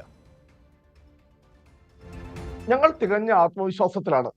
ഇതുപോലെ എന്തൊക്കെ നെഗറ്റീവ് ക്യാമ്പയിനുകൾ നടന്നാലും, അല്ലെങ്കിൽ സുനിൽ കനകോലി വരുന്നു, അദ്ദേഹം കുറെ ഇമോഷണൽ ആയിട്ടുള്ള വിഷയങ്ങൾ, കുറെ സെന്റിമെന്റൽ ആയിട്ടുള്ള വിഷയങ്ങൾ, വികാരപരമായ വിഷയങ്ങൾ അതിൽ ഫോക്കസ് ചെയ്ത് ക്യാമ്പയിൻ നടത്തിക്കോ എന്ന് ഞങ്ങളുടെ നേതാക്കളെ ഒന്നും പറഞ്ഞ് ബോധ്യപ്പെടുത്തേണ്ട കാര്യമൊന്നുമില്ല. ഞങ്ങളുടെ നേതാക്കളെല്ലാം പതിറ്റാണ്ടുകളായി 40-50 വർഷം, അത് രമേശ് ചെന്നിത്തല VD സതീശനായിക്കോട്ടെ, സണ്ണി ജോസഫ് ആയിക്കോട്ടെ, ഇന്ന് കേരളത്തിലെ കോൺഗ്രസ് നേതൃത്വരെ നയിക്കുന്ന സമുന്നതരായ നേതാക്കൾ, അവരൊക്കെ പതിറ്റാണ്ടുകളുടെ അനുഭവ പാരമ്പര്യത്തോടുകൂടി എന്താണ് ജനങ്ങളുടെ പൾസ്, എന്താണ് ജനങ്ങളുടെ മിടിപ്പ്, എന്താണ് കേരളത്തിലെ 3.5 കോടി ജനങ്ങളുടെ വികാരം എന്ന് കൃത്യമായി ബോധ്യപ്പെട്ടുകൊണ്ട് തന്നെയാണ് ഈ കഴിഞ്ഞ 8-9 വർഷം അവർ പോരാടിയത്.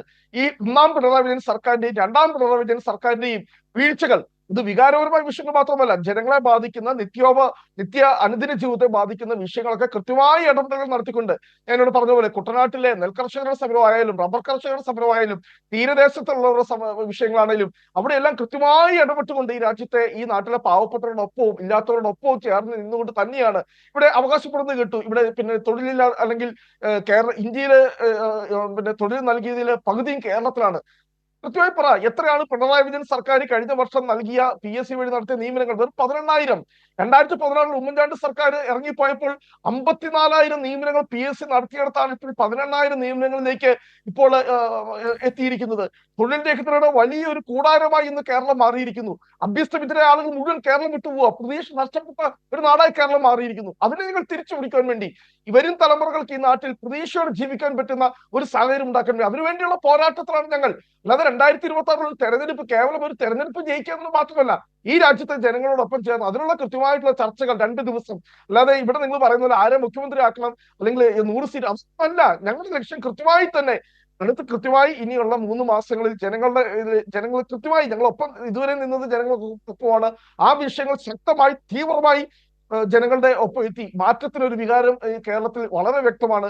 അതിനെ പൂർവാധികം ശക്തമായി മുന്നോട്ട് കൊണ്ടുപോയി വലിയ ഭൂരിപക്ഷത്തോടുകൂടി ഭരണത്തിൽ വരിക, ഞങ്ങളുടെ നയങ്ങൾ, ഞങ്ങളുടെ വാഗ്ദാനങ്ങൾ ഇവിടെ നടപ്പാക്കുക എന്ന് മാത്രമാണ്. പിന്നെ ഇവിടെ പറഞ്ഞ ചർച്ചയിൽ ഒരു സെൽഫ് ഗോള് ബഹുമാനപ്പെട്ട ഇടതുപക്ഷത്തിന്റെ വക്താവ് ഇവിടെ അടിക്കുന്ന പോലെ എനിക്ക് തോന്നി. കാരണം ഒരുപാട് നേട്ടങ്ങൾ സർക്കാരിനുണ്ടായി, പക്ഷേ ജനങ്ങൾ അതിലേക്കൊന്നും ശ്രദ്ധിക്കപ്പെട്ടില്ല. 1600 രൂപയുടെ ക്ഷേമ പെൻഷൻ 2000 ആക്കി മാറ്റി. അപ്പം നിങ്ങളൊരു കാര്യം സമ്മതിക്കണം, കേഡർ പാർട്ടി എന്ന് പറയുന്നത് CPM, ഇത്ര ശക്തമായിട്ടുള്ള ഒരു സംഘടന എന്ന് പറയുന്നത് CPM, നിങ്ങളുടെ പ്രചരണങ്ങൾ പോലും കൃത്യമായി ജനങ്ങളിലേക്ക് എത്തിക്കുവാനായിട്ട് നിങ്ങൾക്ക് കഴിയുന്നില്ലേ? നിങ്ങളുടെ നേട്ടങ്ങൾ എന്തുകൊണ്ട് ജനങ്ങളിലേക്ക് എത്തിക്കുവാൻ വേണ്ടി നിങ്ങൾക്ക് കഴിയുന്നില്ല എന്നൊരു ആത്മപരിശോധന കൂടി ഇവിടെ CPM നടത്തേണ്ടതുണ്ട്. പക്ഷേ സമയം തീരുന്നു. ഞാൻ ജയചന്ദ്രനിലേക്ക് വരികയാണ്. ജയചന്ദ്രൻ, താങ്കളുടെ വാദങ്ങൾ ഉപസംഹരിക്കൂ. ജയചന്ദ്രൻ. ഒറ്റക്കാരി ഇദ്ദേഹം ആവർത്തിച്ച് പറഞ്ഞുകൊണ്ടൊരു കാര്യം പറയുകയാണ്, നെല്ല് സംഭരണത്തിൻ്റെ ഇന്നത്തെ കാര്യങ്ങൾ അറിയുമല്ലോ, സഹകരണ സംഘങ്ങൾ വഴി എടുക്കാൻ. പക്ഷേ പ്രശ്നം അതല്ല. ഈ നെല്ല് സംഭരണം എന്ന് പറയുന്നത് 100% കേന്ദ്രാവിഷ്കൃത പദ്ധതിയാണ്. അത് കേന്ദ്ര ഭക്ഷ്യവകുപ്പാണ് സംഭരിക്കേണ്ടത്. അങ്ങനെയാണ് അത് എൻവിസേജ് ചെയ്തിട്ടുള്ളത്. അങ്ങനെയാണ് പിന്നെ കോൺഗ്രസ് ഗവൺമെൻറ് കാലം മുതൽ 1965 മുതൽ. അതെന്താണ്?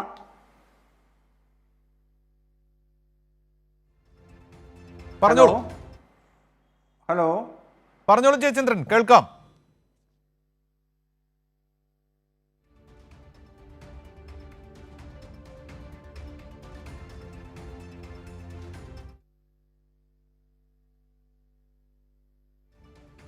ജയചന്ദ്രനുമായുള്ള ബന്ധത്തിൽ എന്തോ സാങ്കേതിക തകരാർ സംഭവിച്ചിരിക്കുന്നു. അദ്ദേഹം പറഞ്ഞത് കേന്ദ്രാവിഷ്കൃത പദ്ധതിയാണ്, അതിൻ്റെ തകർച്ചയിൽ കേന്ദ്രത്തിൻ്റെ പങ്ക് കാണാതെ പോകരുത് എന്നാണ് അദ്ദേഹം പറഞ്ഞത്.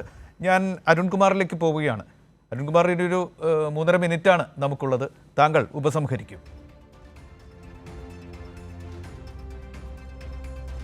എന്തായാലും കനകോലു ഇഫക്റ്റ് നടപ്പിലാക്കാൻ കോൺഗ്രസിന്റെ നേതാക്കന്മാരും വക്താക്കന്മാരും ശ്രമിക്കുന്നുണ്ട് എന്നെനിക്ക് ബോധ്യപ്പെട്ടു. അദ്ദേഹം പറഞ്ഞല്ലോ, കേരളത്തിലെ ഇടതുപക്ഷ ജനാധിപത്യ മുന്നണി സർക്കാർ കഴിഞ്ഞ വർഷം 17,000 PSC നിയമനങ്ങളെ നടത്തിയുള്ളൂ. ഉമ്മൻചാണ്ടിയുടെ കാലത്ത് ഇത്ര നടത്തിയെന്ന്. എന്നാൽ ബഹുമാനപ്പെട്ട കോൺഗ്രസ് പ്രതിനിധി മനസ്സിലാക്കേണ്ടത്, ഈ വർഷം 36,111 പേർക്ക് അഡ്വൈസ് മെമ്മോ അയച്ച് നിയമനം കൊടുത്തു. കഴിഞ്ഞ 10 വർഷം കൊണ്ട് 3,40,000 പേർ സർക്കാർ ജോലിക്ക് ഉടമസ്ഥരായി മാറിയത്, സർക്കാർ ജോലി കിട്ടിയത് ഇടതുപക്ഷ ജനാധിപത്യ മുന്നണി സർക്കാരിന്റെ ഏറ്റവും വലിയ നേട്ടമാണ്. ഈ രാജ്യത്ത് നടക്കുന്ന സർക്കാർ നിയമനങ്ങളുടെ 50.24% ഈ കേരളത്തിലാണ് എന്ന് എല്ലാവരും കൃത്യമായി കണക്കുകൾ പരിശോധിച്ചുകൊണ്ട് തന്നെ മനസ്സിലാക്കുന്നു. അപ്പോൾ കനകോലു പലതും പറഞ്ഞിട്ടുണ്ട്. കേരളത്തിലെ വികസന നേട്ടങ്ങൾ പരമാവധി ചർച്ചയാക്കരുത്, അഥവാ ചർച്ചയാണെങ്കിൽ അത് പകുതിയുടെ പകുതിയായിട്ട് ചുരുക്കി കൊണ്ടുവരണം എന്നു പറഞ്ഞത് പ്രാവർത്തികമാക്കാനാണ് അങ്ങ് ശ്രമിച്ചത്. പിന്നെ അങ്ങ് പറഞ്ഞു വിദേശത്തേക്ക് കുട്ടികൾ പോകുന്നു, പഠിക്കുന്നു. നിങ്ങൾ 2 നുണയാണ് ഈ കേരളത്തിൽ പറയുന്നത്. ഒന്ന്, കേരളം വലിയ കടക്കണിയിലാണ്, ശ്രീലങ്കയാകാൻ പോകുന്നു എന്നാ വിശേഷിപ്പിച്ച്. എന്നാൽ ഈ രാജ്യത്ത് ഏറ്റവും കടമുള്ള സംസ്ഥാനങ്ങളുടെ പട്ടികയിൽ ആദ്യത്തെ 14 പേർ കേരളം ഉൾപ്പെടുന്നില്ല. 15ാം സ്ഥാനത്താണ് കേരളം. അതായത് ഏറ്റവും കടമുള്ള 14 സംസ്ഥാനങ്ങൾ നമ്മുടെ മുന്നിലുണ്ട്. അപ്പോൾ ഒന്നാമതാണ് കേരളം എന്ന് പറഞ്ഞ് നിങ്ങൾ പ്രചരിപ്പിച്ചുകൊണ്ടിരുന്നു. നമ്മുടെ വരുമാനം ഈ കഴിഞ്ഞ 10 വർഷത്തിനിടയിൽ 4 ഇരട്ടിയായിട്ട് വർദ്ധിച്ചു. കടം 1 ഇരട്ടിയാകുമ്പോൾ വരുമാനം 4 ഇരട്ടിയായിട്ട് വർദ്ധിച്ചു. കടം ഇരട്ടിയാകുന്നത് എല്ലാ 5 വർഷ ഗവൺമെന്റിന്റെ കാലത്തും ഇരട്ടിയാകുന്നത് സാധാരണയാണ്. അത് ഓരോ സംസ്ഥാനങ്ങളുടെ കണക്കെടുത്ത് പരിശോധിക്കാം. പക്ഷേ നമ്മുടെ വരുമാനം 4 ഇരട്ടിയായിട്ട് വർദ്ധിക്കുന്നു എന്ന് പറഞ്ഞാൽ അത്ര സാമ്പത്തികമായി കരുത്തുള്ള സംസ്ഥാനമായി നമ്മൾ മാറി എന്നതാണ് അർത്ഥം. ആളോഹരി വരുമാനം, ഓരോരുത്തരുടെയും ആളോഹരി വരുമാനം ഈ രാജ്യത്ത് 11ാം സ്ഥാനത്തായിരുന്നു. ആളോഹരി വരുമാനത്തിന്റെ കാര്യത്തിൽ നമ്മളത് 7ാം സ്ഥാനത്തേക്ക് വൻ കുതിപ്പാണ് നടത്തിയത്. ട്രഷറി പൂട്ടും, അതുപോലെ തന്നെ സപ്ലൈകോകൾ അടച്ചുപൂട്ടും, അതുപോലെ പെൻഷൻ മുടങ്ങും. ഈ ഓണക്കാലത്ത് പറഞ്ഞില്ലേ നിങ്ങളെല്ലാവരും? എന്നിട്ട് സപ്ലൈകോ പൂട്ടിയോ? നിങ്ങളുടെ പ്രതിപക്ഷ നേതാവ് തന്നെ പ്രസംഗിച്ചല്ലോ പറവൂര്, ഇത്രയും സപ്ലൈകോ നിറഞ്ഞു കവിഞ്ഞ ഒരു അവസ്ഥയിൽ ഞാനിത് കണ്ടിട്ടില്ല എന്ന് പറഞ്ഞു. നിയമസഭയിൽ പോയി പിറ്റേ ദിവസം മാറ്റി പറഞ്ഞാലും ഇതൊക്കെ നമ്മുടെ മുന്നിലുണ്ട്. കൃത്യമായിട്ടുള്ള ധനകാര്യ മാനേജ്മെന്റിൽ നമ്മൾ കുതിച്ചു മുന്നേറുന്ന സംസ്ഥാനമായിട്ട് നമ്മുടെ സംസ്ഥാനം മാറി. രണ്ടാമത് നിങ്ങൾ പറഞ്ഞു പഠനത്തിന്റെ കാര്യത്തിൽ വിദേശത്തേക്ക് പോകുന്നു. അത് അന്നും പോകുന്നുണ്ട്, ഇന്നും പോകുന്നുണ്ട്. എന്നാൽ ഏറ്റവും കൂടുതൽ കുട്ടികൾ പോകുന്ന ശതമാനം എടുത്ത് പരിശോധിച്ചാൽ ആദ്യത്തെ 10 സംസ്ഥാനങ്ങളിൽ ഈ കേരളമില്ല. നവോത്ഥാന നേട്ടങ്ങൾ കൃത്യമായി മുന്നോട്ട് കൊണ്ടുപോയി വിദ്യാഭ്യാസ രംഗത്തുണ്ടായിട്ടുള്ള പുരോഗതി, ആരോഗ്യ രംഗത്തുണ്ടായിട്ടുള്ള പുരോഗതിയുടെ ഭാഗമായിട്ടാണ് നമ്മുടെ ചെറുപ്പക്കാർ തൊഴിൽ അന്വേഷിച്ച് വിദേശത്തേക്ക് പോയത്.